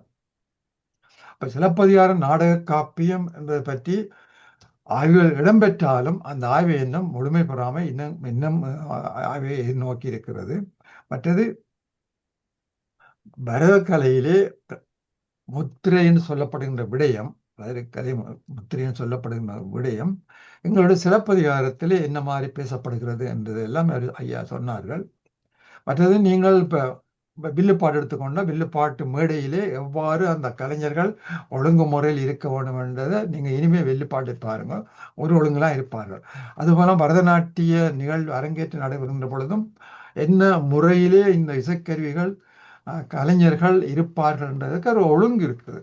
அந்த ஒழுங்கை சிலப்பதிகாரத்தில் வருகிறதை பற்றி ஐயா சொன்னார்கள். எனக்கு இருந்த கவலையை ஐயா என்ன கவலை என்றால், அரங்கேற்று சிலப்பதிகாரத்தில் ஒரு காதை அரங்கேற்று காதை, அங்கே அரங்கேற்றத்தை காணவில்லை. அரங்கேற்ற மேடையை மட்டும்தான் நாங்கள் பார்க்கிறோம். கவனிச்சு கொள்ளுங்கோ, சிலப்பதிகாரத்திலே அரங்கேற்று காதை இருக்கிறது, அங்கே அரங்கேற்றம் நடைபெறவில்லை. அரங்கேற்ற அரங்கேற்ற மேடை எவ்வாறு தன்னுமை வாசிக்கின்ற தகுதி, வாய்ப்பாட்டு பாடுகின்ற தகுதி, இசைக்கருவியினுடைய தகுதி, அவருடைய தகுதி சொல்லப்படுகிறது. மேடையினுடைய திரையமைப்பு சொல்லப்படுகிற, மேடை அமைப்பு சொல்லப்படுகிற ஒழிய என்னென்ன இப்போ நாங்கள் பரதநாட்டியத்தில் அரங்கேற்றம் பண்ணார் 7 உருப்படியை பார்ப்போம் இல்லை, புஷ்பாஞ்சலி தொடக்கம் இறுதியாக வருகின்ற அந்த உருப்படி வரையும் 7 உருப்படி வரையும் அமைவதை பார்க்கின்றோம். அப்படியான ஒரு இதையும் சொல்லப்படவில்லை, அப்படியானதையும் ஒவ்வொன்றாகவும் சொல்லப்படவில்லை. அப்போ இளங்கோடிகளுக்கு பரதக்கலை பற்றி தெரியவில்லையா, தெரியாவிட்டால் அந்த நுணுக்கங்களை பேசியிருப்பாரா என்ற கேள்வி எல்லாம் இருக்குது.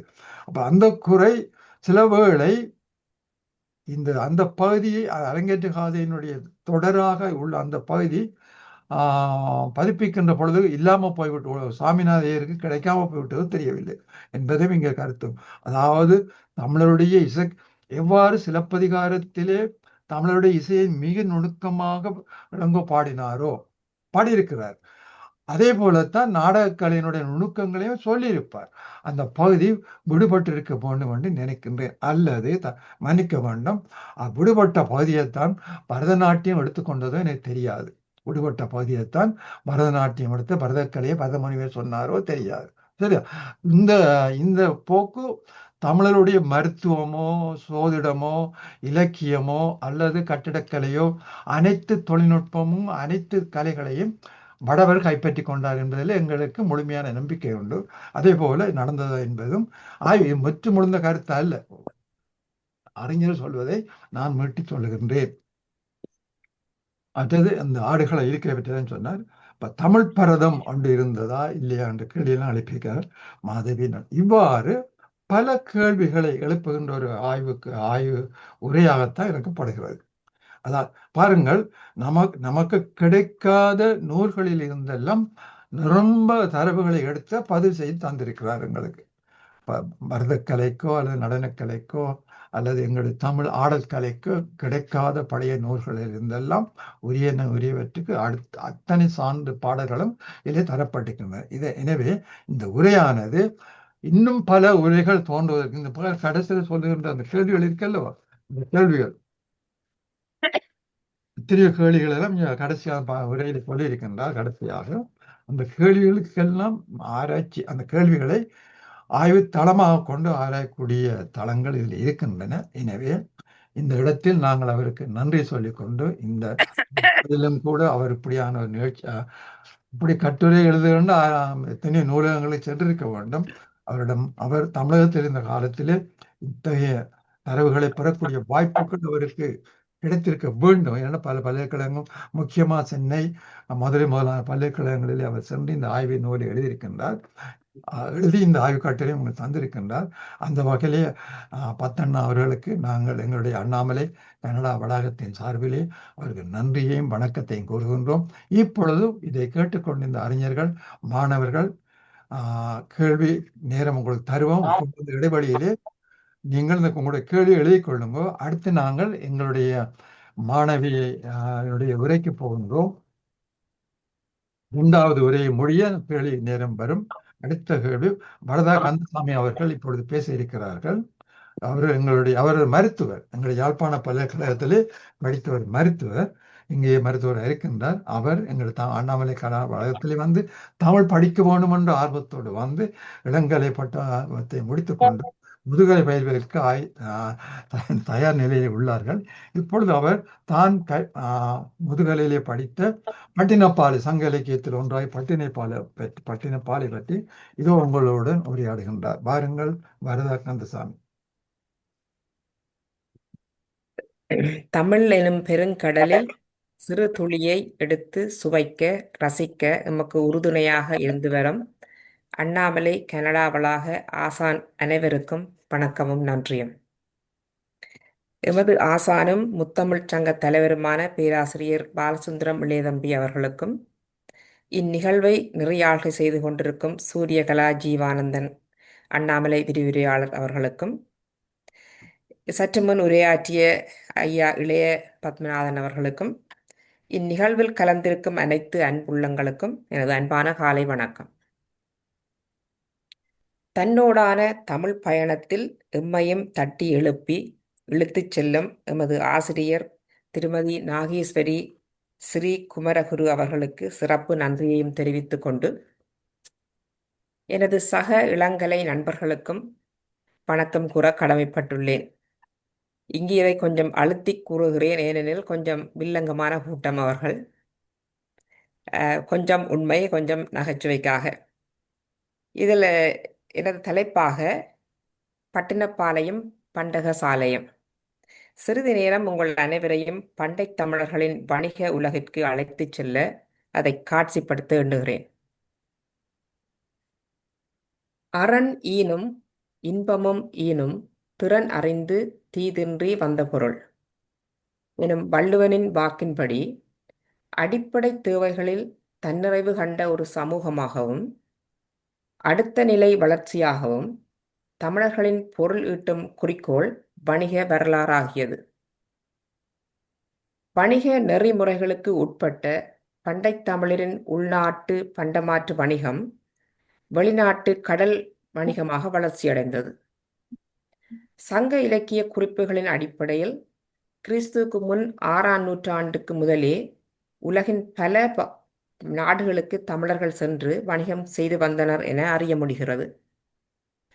சங்க இலக்கிய காலத்துக்கு முன்னரே சோழ பேரரசில் கப்பல் இயக்கும் திறன் இருந்ததை நளியிரு முன்னீர் நாவாய் ஓட்டி வழி தொழில் ஆண்ட உறவோன் மருக எனும் வெள்ளிக் குயத்தியரின் பாடல் வரியினூடாக அறிய முடிகிறது. தமிழகம் உட்பட்ட பல்வேறு நாடுகளின் தொல்லியல் ஆய்வுகளின் மூலம் பண்டைத் தமிழரின் கடல் வணிகச் சிறப்பு மெய்ப்பிக்கப்பட்டு வருவதை காணலாம்.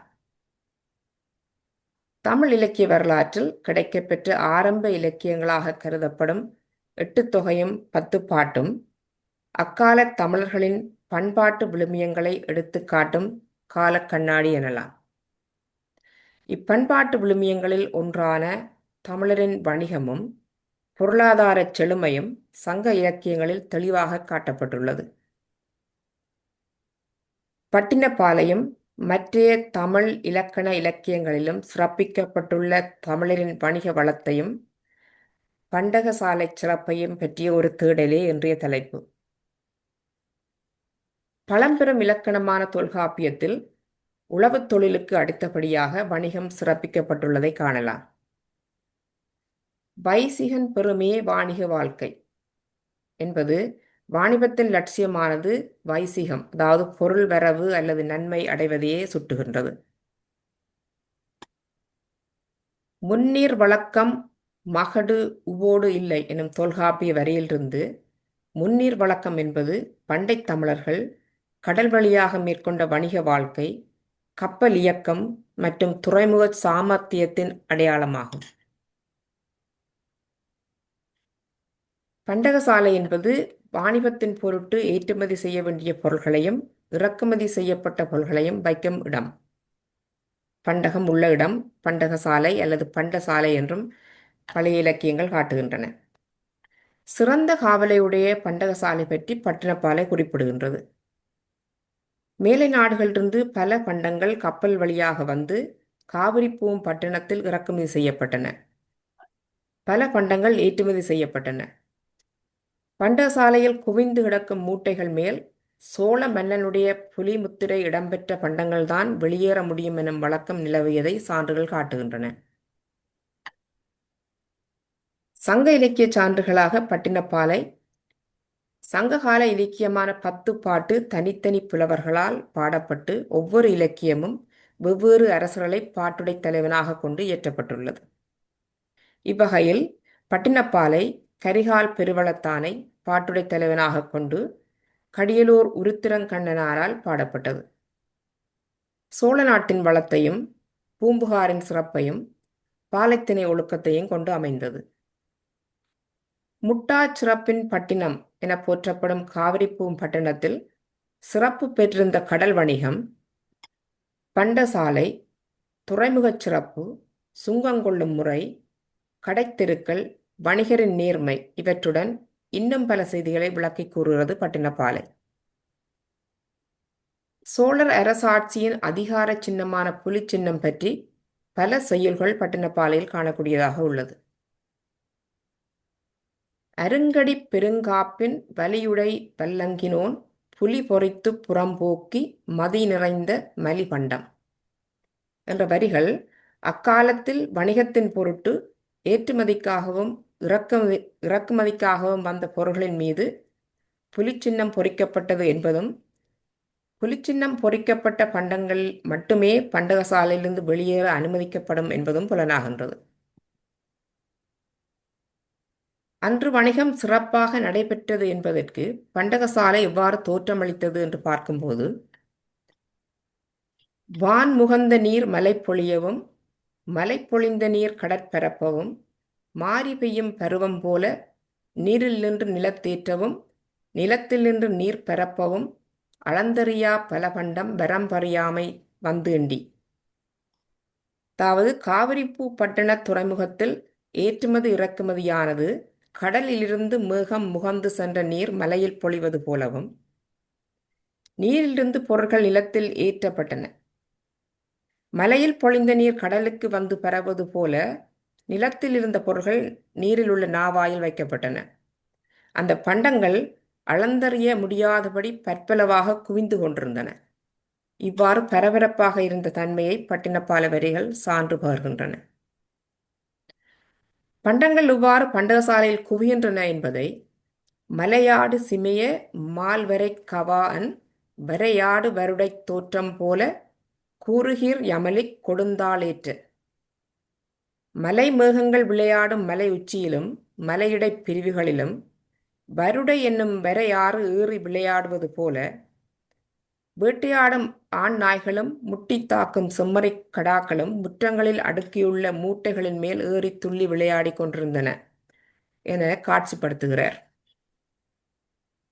மேலும் புலவர் அறச்சாலையின் நிலையினை விவரிக்கும் போது, புலிப்பொறி போர்க்கதவின் திருத்துஞ்சும் துன்காப்பின் புகழ் நிலைஇய மொழி வளர அறம் நிலைஇய அகன் அட்டில் சோறுபாக்கிய பொருள் said it was over here. And then Anna's like, Anna thought you were parked. And I was like, no.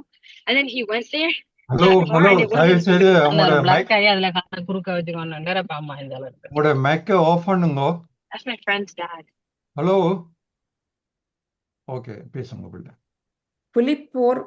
புலிப்பொறி போர்க்கதவின் திருத்துஞ்சும் தென்காப்பின் புகழ் நிலைஇய மொழி வளர அறம் நிலைஇய அகன் அட்டில் சோறுபாக்கிய கொழுங்கஞ்சி யாறு போலப் பரந்தொழுகி ஏறு புறச் சீறாகி. புலிச்சின்னம் பொறிக்கப்பட்டு செல்வம் தாங்குகின்ற இரட்டை கதவுகளை வலிமையாக கொண்ட வலிமையான பாதுகாவலோடு அகன்ற அட்டிச்சாலைகள் அமர்ந்திருந்தன.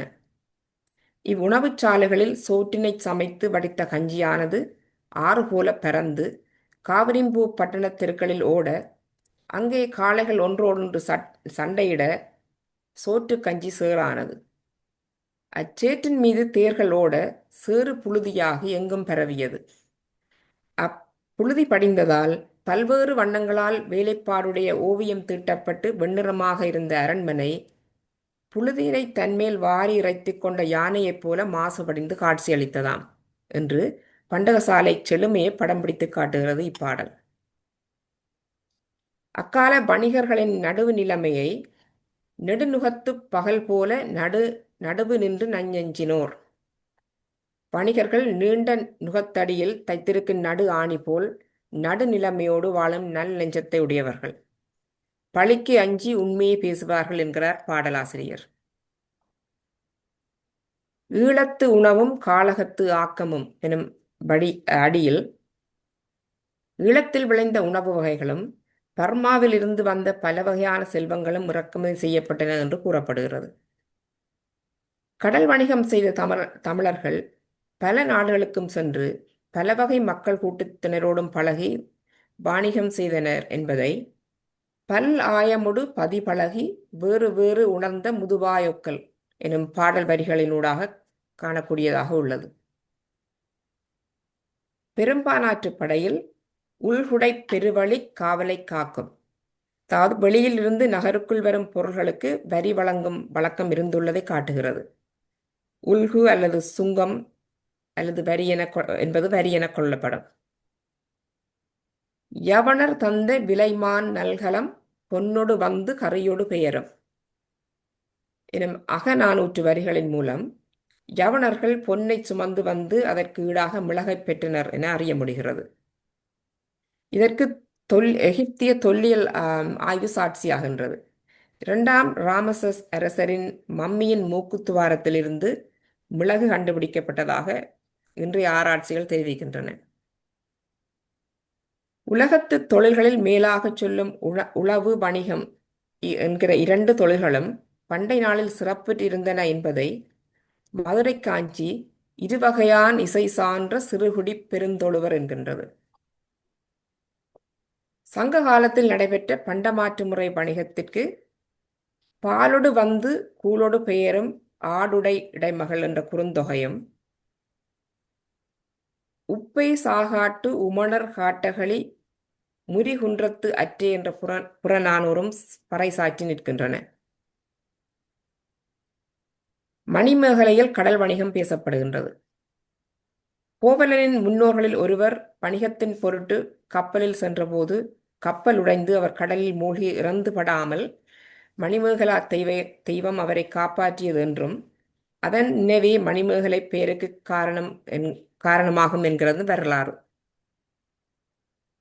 முடிவுரையாக, திரைகடல் ஓடியும் திரவியம் தேடு எனும் முதுமொழிக்கு இணங்க அக்கால தமிழர்களின் வணிக முறை கடல் கடந்த வணிகமாக சிறப்புற்றிருந்ததையும் முறையான வணிக கோட்பாட்டை கடைபிடித்து வாழ்ந்திருக்கின்றன என்பதையும் பட்டினப்பாலையும் ஏனைய இலக்கிய ஆதாரங்களும் எடுத்துரைக்கின்றது. பண்டை தமிழர்களின் பண்பாடான பொருள் தேடல் அக்கால கடல் வணிகம் முதல் இக்கால மின் வணிகம் வரை பல்வேறு பரிமாணங்கள் அடைந்துள்ளதை நாம் காண்கின்றோம். கடல் கடந்த வணிகத்தை தாண்டி கண்டம் கடந்த பொருள் தேடல் இம்மூடான இடம்பெயர் சமூகத்திலும் மிகவாக காணப்படுகின்றது. பொருள் ஈட்டலில் சங்க இலக்கியங்கள் காட்டும் அறநெறிமுறையை, மேம்பாட்டை, ஆளுமையை இனிவரும் சமூகமும் தொடர வேண்டி வாய்ப்புக்கு நன்றி கூறி வணக்கம். மிக்க மகிழ்ச்சி வரதா கந்தசாமி அவர்களே. 12 நிமிடங்கள் உரையாற்றியிருக்கிறீர்கள். தலைப்பு மிகவும் சிறப்பான ஒன்று. பட்டினப்பாளையம் பண்டக சாலையும் அல்ல பண்டசாலையும் என்ற தலைப்பிலே கூற வேண்டியவற்றை கூறியிருக்கிறது. இருப்பினும் இன்னும் சில விடயங்களை நாங்கள் சேர்த்திருக்கலாம். இன்று எங்களுடைய தமிழ்நாட்டிலும் ஈழத்திலும் நடைபெறுகின்ற அகழாய்வுகள், அவை தருகின்ற செய்திகள் பட்டினப்பாலையில் எவ்வாறு பொருந்துகின்றன, எவ்வாறு உறுதி செய்கின்றன என்பதை நாங்கள் சேர்த்துக்கொள்ளலாம். உண்மை பாருங்கள், பட்டினப்பாலையில் சொல்லப்படுகின்ற விஷயங்களை நாங்கள் தேடுவதென்றால் பட்டினப்பாலையோடு சேர்த்து நாங்கள் இங்கே ஆதிச்சநல்லூருக்கு போக வேண்டும். ஆதிச்சநல்லூரிலே தரப்படுகின்ற தரவுகள் என்னென்றால், அங்கு அகழாய்வுகளிலே பெறப்படுகின்ற சான்றுகள் எதை காட்டுகின்ற பல்வேறு மேற்கு நாட்டு மக்களுடைய எலும்பு கூடுகளை அவர்கள் அடையாளம் கண்டிருக்கின்றார்கள். அதாவது அங்கே வாழ்ந்து இந்த பண்டை காலத்திலே வணிகர்கள் அங்கே தமிழ்நாட்டிலே வாழ்ந்திருக்கிறார்கள். மதுரை காஞ்சியை படித்தால் தெரியும். மதுரை காஞ்சியிலே வீதியோரம் 2 வீதியிடத்திலும் வேர்ல்ட் மார்க்கெட், அதாவது உலக சந்தைகள் போல, நாங்கள் பார்க்கின்ற உலக சந்தைகள் போல வீதி ஓரங்களை கடைகள் எல்லாம் வணிகருடைய தங்களுடைய கொடிகளை, தத்தம் நாட்டு கொடிகளை எல்லாம் நாட்டி வணிகம் செய்திருக்கிறார்கள். அத்தகைய தமிழருடைய வரலாற்றை நாங்கள் அறிவதற்கு பட்டினப்பாலை போன்ற மதுரை காஞ்சி போன்ற சங்க இலக்கியம் அனைத்தையும் படித்தால் தமிழருடைய உண்மையான அந்த படித்து வருகின்ற செய்திகளையும் அகழாய்விலே பெறப்பட்ட செய்திகளையும் ஒப்பிட்டு பார்க்கின்ற பொழுதோ தமிழருடைய பொருளாதார நிலை இவ்வளவு தூரம் வணிக பொருளாதாரம் எவ்வாறு வளர்ந்திருக்க மட்டுமல்ல, இன்று அமெரிக்காவிலும் கனடாவிலும் உலக நாடுகளிலும் பேசப்படுகின்ற வரிமுறை மிக முக்கியமானது. பாருங்கள், அன்று நாங்கள் இப்பொழுதுதான் வரிகளை பற்றி, வரி சுமை பற்றி யோசிக்கின்றோம். அன்றும் கூட சுமை இருக்கவில்லை, வரி இருந்தது. சுமை என்று எங்கும் பேசப்படவில்லை, வரி இந்த வரி என்பது ஏற்றுமதி இறக்குமதியில் வரி பட்டினப்பாலையில் பேசப்படுகிறது என்றால், சங்க இலக்கியங்களில் பேசப்படுகிறது என்றால், அதனை அகழாய்வுகள் சான்றுபடுத்துகிறது என்றால் எந்த அளவுக்கு தமிழருடைய வணிகக்கலை வளர்ந்திருக்கிறது. வணிகக்கலை என்பது கப்பல் முக்கியமானது, கடல் நீரோட்டம், மற்ற பிறமொழி அறிவு, இந்த 3 விஷயங்களும் சம்பந்தப்பட்டது. எனவே சங்க காலம் எங்களுடைய பழைய எங்களுடைய தலைமுறைக்கு மூத்த தலைமுறைன்னு கூறிய சங்க காலம் என்பது கிமு 300 சொல்லாமல் நாங்கள் 1000, 2000, 3000 ஆண்டுகளுக்கு முன்னுக்கு போகிறோம் என்பதை இத்தகைய உரையாடல் மூலம் நாங்கள் புரிந்து கொள்ள வேண்டும். பாருங்கள், இன்றுதான் வரியை பற்றி வல்லரசுகள் சிந்திக்கின்ற காலத்திலே அன்று எங்களுடைய மன்னர்கள் வரியை பற்றி சிந்தித்திருக்கிறார்கள். என்ன அந்த அளவுக்கு அரசியல் வளர்ந்திருக்கிறது, பொருளியல் வளர்ந்திருக்கிறது. கடல் வணிகம் என்பது தொழில்நுட்பம். பாருங்க, கப்பல் என்பது தொழில்நுட்பம். சும்மா கப்பலை கட்டி போட்டு ஓடையில கடல், அவங்க டீசலும் இல்லை, இன்ஜினும் இல்லை. அப்போ அது கடல் தான், கடல் நீரோட்டம். பாருங்க, ஒரிசா பாலு கண்ட அறிஞர் பற்றி அறிஞரிப்பீர்கள். அவர்தான் எங்களுடைய கடல் நீரோட்டம் பற்றி ஆராய்ந்து அந்த துறையிலே வேலை செய்தவர், ஆராய்ந்தவர், கட்டுரைகள். அவர் சொல்றார் என்னென்றால், இந்த கடல்ல ஓடுற ஆமைகள், அடியிலே ஓடுற ஆமைகள் நீரோட்டத்தை காட்டும், அதன் வழிதான் கப்பல்களையும் செலுத்தினார்கள் என்றெல்லாம் இது படிக்கிறது மூலம் பல்வேறு வகையான அறிவு நமக்கு வந்து சேருகிறது. அதன் மூலம் என்ன பலன் என்றால், நாம் யார், நமது வரலாறு என்ன என்ற விடயங்களை இதன் மூலம் அறிந்து கொள்கிறோம். வெறும் பட்டினப்பாலை அல்ல, வெறும் வணிகம் அல்ல, வெறும் பண்டசாலை அல்ல. இவற்றினூடாக பண்டை தமிழருடைய வரலாறு எவ்வாறு இருந்தது என்பதை நாங்கள் சிந்தித்தால்தான் நாம் யார் என்பதை உணர்வோம். இந்த கருத்தரங்கம் அதுதான். ஐயா சொன்ன என்னுடைய சிலம்பில் ஆடற்கலை என்பது பல்வேறு விடயங்களை உள்ளடக்கியது, ஆராய்ச்சிக்குரிய விடயம். பரதநாட்டியம், எங்களுடைய ஆடற்கூத்து கலைகள், மற்ற பாருங்கள், இந்த சங்கையில் அந்த ஐயாண்ட உரையில் வருகின்ற அந்த அரங்கேற்று காதையில பெரிய ஒரு இருட்டடிப்பு நடந்திருக்கிறது. ஒன்று அந்த பகுதியை அவர்கள் ஒதுக்கி இருக்கலாம், அழிக்கப்பட்டிருக்கலாம், அல்லது எடுக்கப்பட்டிருக்கலாம். இதில் எது பொருத்தமோ நீங்கள் எடுத்துக்கொள்ளுங்கள். அழிக்கப்பட்டிருக்கலாம், தானாக அழிந்திருக்கலாம், எடுக்கப்பட்டிருக்கலாம், மாற்றப்பட்டிருக்கலாம். மாற்றப்பட்டு என்பது நிரம்ப ஆதாரங்கள் உண்டு, சரிதானே என்று கூறிக்கொண்டு இன்றைய உரையாடல் கருத்தரங்கானது மிகவும் பொருளாளம் உள்ளது. மிகவும் பல்வேறு சிந்தனைகளை தரத்தக்க கருத்துரைகள் கூறினார்கள். அவருக்கு நன்றி கூறிக்கொண்டு இப்பொழுது நன்றி வரதா கந்தசாமியினுடைய உரையிலையும் கேள்விகளை எடுத்துக்கொண்டு கேள்விகள் கேட்போம். அதற்கு முதல் வழக்கம் போல மரபுக்கு அமைய நன்றி உரையும் தொகுப்புரையும் இப்பொழுது எங்களுடைய வாசுகி அவர்கள், வாசுகியை பற்றியும் ஒரு வார்த்தை சொல்ல வேணும். எங்களுடைய அண்ணாமலை பல்கலைக்கழகத்திலே முதுகலை கற்று பின்னர் எங்களோடும் அண்ணாமலை பல்கலைக்கழகத்தோடும் சேர்ந்து முனைவர் பட்டம் செய்த ஒரு பெண்மணியாக திகழ்கின்றார். அவரை இப்பொழுது நான் இங்கே வரவேற்கின்றேன். விரிகின்ற அறிவோடு விரிகின்ற நிலையால் திரிகின்ற உலகத்தை தெரிகின்ற கலையால் சரியென்பதொன்றன்றி பிறிதொன்றி சலியா பெருமை தமிழென்ற பெயர் தந்த ஒலியாம் என்று எங்கள் தமிழ் அன்னையின் பாதம் பணிந்து முத்தமிழ்ச் சங்கம் தென்னாசிய நுண்கலை கற்கை மையம் அண்ணாமலை கனடா வளாகம் நடத்தும் கலை இலக்கிய ஆய்வரங்கம். இன்றைய இந்த ஆய்வரங்கத்திற்கு தலைமை தாங்குகின்ற பேராசிரியர் பாலசுந்தரம் இளையதம்பி ஐயா அவர்களே, இன்றைய இந்த நிகழ்ச்சிக்கு, இந்த கலையரங்கத்திற்கு எமது சிறப்பு உரையாளராக வருகை தந்திருக்கின்ற இளைய பத்மநாதன் ஐயா அவர்களே, அதே போல எங்களுக்கு அடுத்த தலைப்பிலே உரையாற்றிய நமது திருமதி வரதா கந்தசாமி அவர்களே, எல்லாவற்றிற்கும் மேலாக இந்த நிகழ்ச்சியை ஒழுங்கமைத்துக் கொண்டு நடத்தி கொண்டிருக்கின்ற முனைவர் சூரியகலா ஜீவானந்தம் அவர்களே, எங்கள் அருமை பார்வையாளர்களே, அனைவருக்கும் என் சிரம் தாழ்ந்த வணக்கம். இன்றைய இந்த நிகழ்ச்சியினை அழகாக நடத்த வேண்டும், அதற்கான ஒழுங்கமைப்புகள் சரியாக இருக்க வேண்டும் என்பதிலே மிக கவனமாக, அதே நேரத்திலே பேச்சாளர்களை வரவழைத்து அவர்களோடு சரியான முறையிலே நெறிமுறைப்படுத்தி நமக்கு தருகின்ற பேராசிரியர் பாலசுந்தரம் ஐயா அவர்களுக்கு நமது இந்த முத்தமிழ்ச் சங்கத்தின் சார்பில் முதற்கண் நன்றியை தெரிவித்துக் கொள்கின்றோம். அவருடைய பணி பெரும் பணி. ஆற்றிய பணியின் வன்மையால் தன்னை நேற்றிய நெறியில் திறமையால் சிறந்தாழாது தலை நிமிர்ந்து வாழும் ஓர் தமிழன் என்று செந்தமிழ் பேரொளியாக அவரை போற்றி வணங்குவதோடு அவருக்கு நாம் நன்றியையும் கூறிக்கொள்கின்றோம்.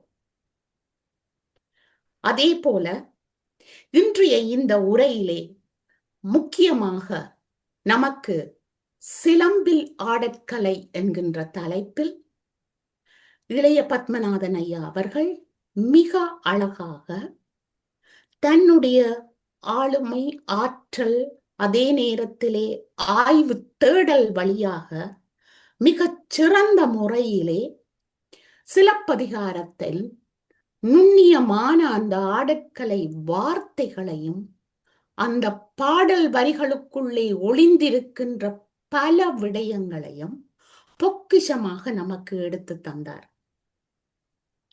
நடன ஆசிரியர்கள், நடன மாணவர்கள் எந்த விதத்திலே சிலப்பதிகாரத்தை பார்க்க வேண்டும் என்கின்ற அந்த ஒரு மிக பெரிய ஒரு திறப்பு, அதாவது சொல் ஆய்வு திறப்பு என்பதை இங்கே திறந்து வைத்திருக்கின்றார்.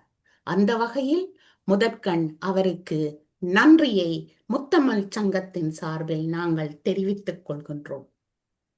ஆடலும் பாடலும் பாணியும் தூக்கும் கூடிய நரியின் கொளுத்துங் காலை பிண்டியும் பிணையலும் மெளிக்கையும் தொழிற்கையும் கொண்ட வகை அறிந்து கூத்துவர் காலை கூடை செய்தகை வாரத்து களைதலும் என்ற பல்வேறு விதமான அந்த ஆடல் கலையினுடைய முக்கியமான இலக்கண அம்சங்களை நமக்கு தொட்டு காட்டி ஒவ்வொரு விதமான சொல் ஆய்வுகளுக்கும் நமக்கு தேவையான விடயங்களை எடுத்து தந்து ஆய்வு தேடுங்கள், தேடுகின்ற பொழுது இந்த வார்த்தைகள் ஒவ்வொன்றும் சொற்புதையலாய் பல்வேறு கருத்துக்களை கொண்டு வருகின்றன. நமக்கு ஆதாரமாக பல ஆய்வு விடயங்களை எடுத்துக்கொண்டு வருகின்றன என்கின்ற பெரிய ஒரு விஷயத்தை இங்கே முன்வைத்தார். அதனால் இவருடைய ஒவ்வொரு முன்வைப்பும் ஒவ்வொரு சொல் ஆளுமைகளினுடைய அந்த தேடுதலும் நம்மையும் தேட வைக்கும். ஐயா, நமக்கு ஒரு கண் திறப்பு செய்திருக்கிறீர் என்கின்றதை இங்கே சொல்லி மாணவர்களினுடைய சார்பிலே, ஆய்வாளர்களினுடைய சார்பிலே உங்களுக்கு நான் எங்கள் நன்றியை முத்தமிழ்ச் சங்கத்தின் சார்பில் மீண்டும் மீண்டும் நன்றி கூறிக்கொள்கின்றோம். அடுத்ததாக எங்களது மாணவி, இளங்கலை தமிழ் பட்டதாரி, அண்ணாமலை பல்கலைக்கழகத்தின் பல ஆக்கமுள்ள ஊக்கமுள்ள மாணவர்களில் இவரும் ஒருவர்.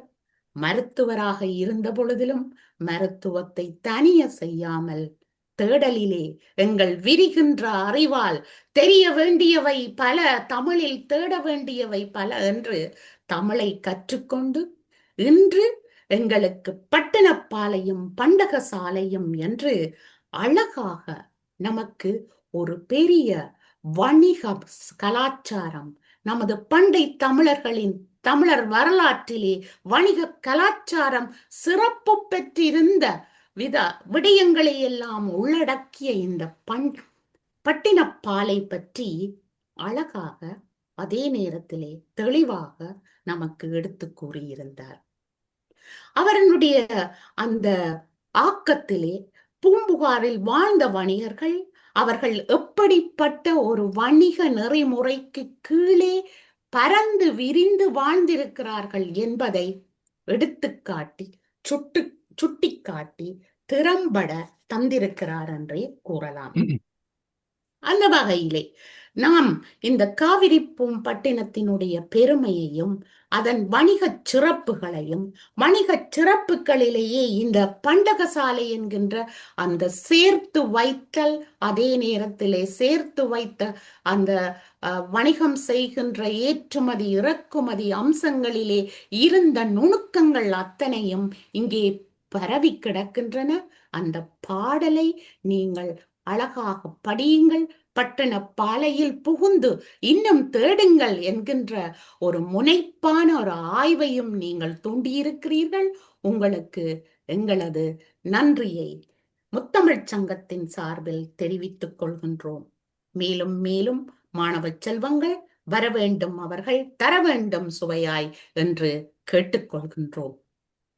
அதே போல திரும்பவும் இங்கே முனைவர் சூரியகலா ஜீவானந்தம் அவர்களுக்கும் நாங்கள், அதாவது அண்ணாமலை கனடா வளாகத்தினுடைய பொறுப்பாளராக இருந்து கொண்டு நம்மை எந்த விடத்திலும் சோர்வடைய விடாமல் உற்சாகமாக அனுசரித்து நம்மை எல்லாம் தூண்டி துலங்கி பல தமிழ் தேடல்களை கொண்டு வர வேண்டும் என்ற அந்த அவரது அயராத அந்த தலைமைத்துவத்துக்கும் அவரது ஆளுமைக்கும் நாங்கள் இங்கே நன்றி கூறிக்கொள்கின்றோம்.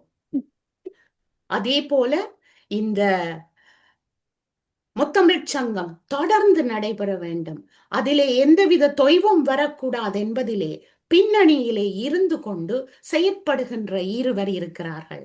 அவர்களிலே முதன்மையானவர் திருமதி நாகேஸ்வரி ஸ்ரீகுமரகுரு அவர்கள். அவர்கள் இங்கே இந்த சங்கத்தின் உபதலைவராக இருக்கின்றவர். அவர் உபதலைவராக இருந்து கொள்வது மாத்திரம் அல்ல, அதற்காக ஒவ்வொருவரையும் பேச்சாளர்களை தெரிவு செய்து பேச்சாளர்களை தூண்டி அவர்களையும் பாலசுந்தரம் ஐயாவோடு இணைந்து அவர்களுக்கான வழிகாட்டுதல்களையும் செய்து இந்த சங்கத்தை தொய்வுறாது நடத்தி வருவதற்கு உதவியாக இருக்கின்றவர்.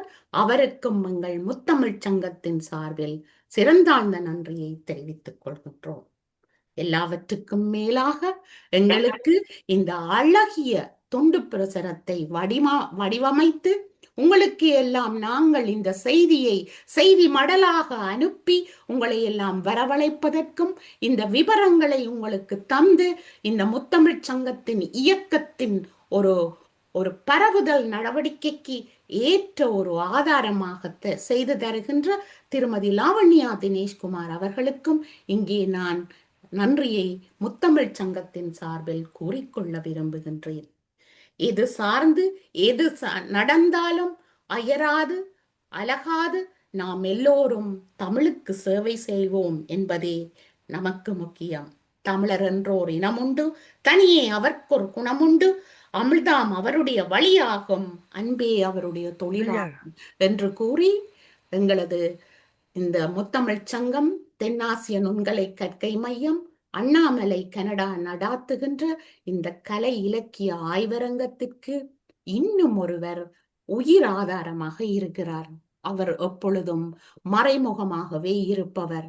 அவர்தான் இந்த நிறுவனத்தின் முகாமையாளராக முழு உரிமையாளராக இருக்கிற சத்யா அக்காவையும் இங்கே நான் நினைவு கொண்டு அவருக்கும் நாங்கள் நன்றியை கூறிக்கொள்ள விரும்புகிறோம். அவரினுடைய இந்த முயற்சியாலே தான் நாம் எல்லாம் இங்கே, நான் எல்லாம் இன்றைக்கு முனைவர் பட்டம் பெற்றது மாத்திரமல்ல, பல மாணவர்கள் பட்டதாரிகளாக மாறுவதற்கும் இன்று நாம் ஒரு கனடாவிலே தமிழ் வளர்க்கின்ற ஒரு சேவையை செய்வதற்கு ஒரு ஆதார களத்தை தந்திருக்கிறார் என்பதையும் இங்கே குறிப்பிட்டு நன்றி கூறி, அதே நேரத்திலே இன்று இந்த நிகழ்ச்சியை பார்வையிடுவதற்காக ஆர்வத்தோடு தமிழ் மீது கொண்ட பற்றினாலே நம்மை நாடி வந்து நின்று இருந்து இந்த அறிவு தேடலுக்குள் புதையலுக்குள் இருந்து கொண்டு புதையல் தேடலிலே பங்கு பெற்றுகின்ற இந்த அத்தனை பங்கேற்பாளர்களுக்கும் நான் பார்வையாளர்களுக்கும் எமது முத்தமிழ்ச் சங்கத்தின் சார்பில் நன்றியை கூறிக்கொள்ள விரும்புகிறேன். இன்னும் பல மாணவர்கள் வர வேண்டும். தூங்காதீர்கள், எழுந்து வாருங்கள். தூங்கினால் நாம் தூங்கவிட வேண்டியது தமிழை மாத்திரமல்ல, நம் அடையாளத்தையும் நமது ஆத்மாவின் தேடல்களையும் நாம் தொலைத்து விடுவோம். ஆனபடியினாலே எழுந்து வாருங்கள், பங்கு பெற்றுங்கள், இன்னும் பல விடயங்களை இங்கே ஆய்வு செய்வோம் என்று கூறி விடைபெறுகிறேன். நன்றி, வணக்கம். மிக அருமையாக நன்றியுரை வழங்கினீர்கள், தொகுப்புரை வழங்கினீர்கள். வாசுகி, உங்களுடைய பேச்சாற்றலை கண்டு நாம் பிரமித்து போகின்றேன். மிக்க மகிழ்ச்சி.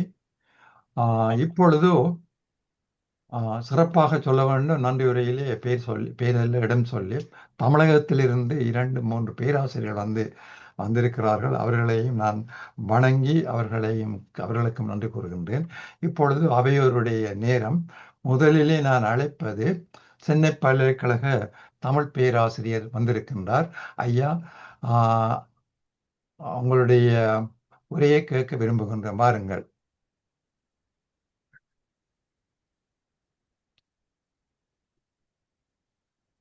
அது மீண்டும் வருவார் அவர்கள்.